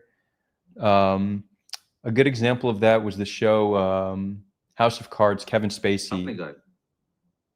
They have Family Guy does have a scene like that. Yeah. But generally Southern accent, and they have many types of Southern accent. Like Texas is not the same as Kentucky, which is not the same as Virginia. But generally these accents are considered not sophisticated. And then you also have like Midwestern accents, like what's it called? Wisconsin and Minnesota. Like the Minnesota accent, rural Minnesota's hilarious. And then you have like Valley Girl accent. Then you have like from New York accent, like the Brooklyn accent. That's also not sophisticated. Then you have like I would say like New York has many diverse accents. Like there's the New York Italian accent. Yeah. There's the You talking to me? There's the You talking to me, man? Exactly. Yeah.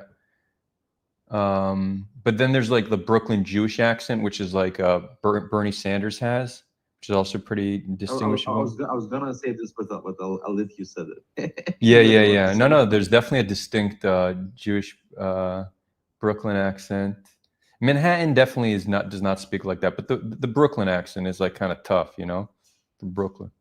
And then yeah. And there's also like the Harlem black accent. That's Yeah. And then you have, well, the black accent's interesting because they have they also use different words. It used to be called Ebonics, but they changed it to AAVE, which is African American Vernacular English, which is different words African Americans use. And the root of a lot of it is interesting. Like they say, let me ask you something, not ask. They say ax, some of them at least. So from what I understood, ax, they are actually copying, they got that from white peasants during slavery, right? Because the slaves sometimes worked alongside the white working class that were also working the farms. So if you take like a poor white person from like rural England or even rural America a few hundred years ago, they would say ax, not ask. So it seems like some of AAVE has actually been influenced by rural Americans or rural whites from a few hundred years ago. Yeah, pretty fascinating. I confused is asking about your opinion on my accent. I don't know if he's referring to Egyptian Arabic in general or my English accent. What about Omar's accent?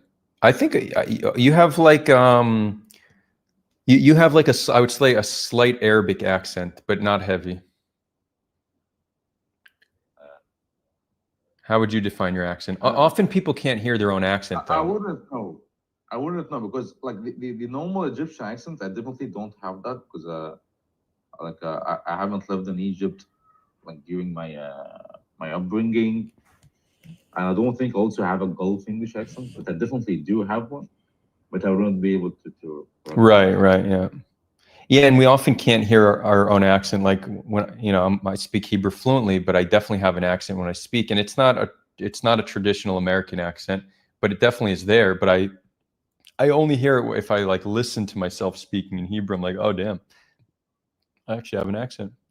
But yeah, it's interesting. Okay, cool. So Omar, do you want to continue this room? We'll wrap it up, and you want to continue it? Yeah, I'll invite the rest on the stage, and on the if we talk, we talk. If we don't. Okay, cool. And I'm gonna drop a link for those viewing on YouTube. If you're viewing on YouTube, in the description you can find a link, and I'm also gonna drop one in chat. If you're watching this on Twitter, go to my profile and you'll see a link. And yeah, we'll do more updates if things continue to escalate. We'll see how things go, and then we will we'll decide. But there should be another stream sometime in the next few days. So with that, signing off. Oh, and for those joining Discord, real quick, those joining Discord, when you join Discord on the left-hand side, it will say the stage. Just click there, and then you'll be connected. What were you gonna say, Omar? I want to say maybe when or if Iran launches anything, or like if there's any like repercussion. Yeah, exactly. Yeah, based on new information, I'll be back. Awesome, everybody. Thank you so much for tuning in.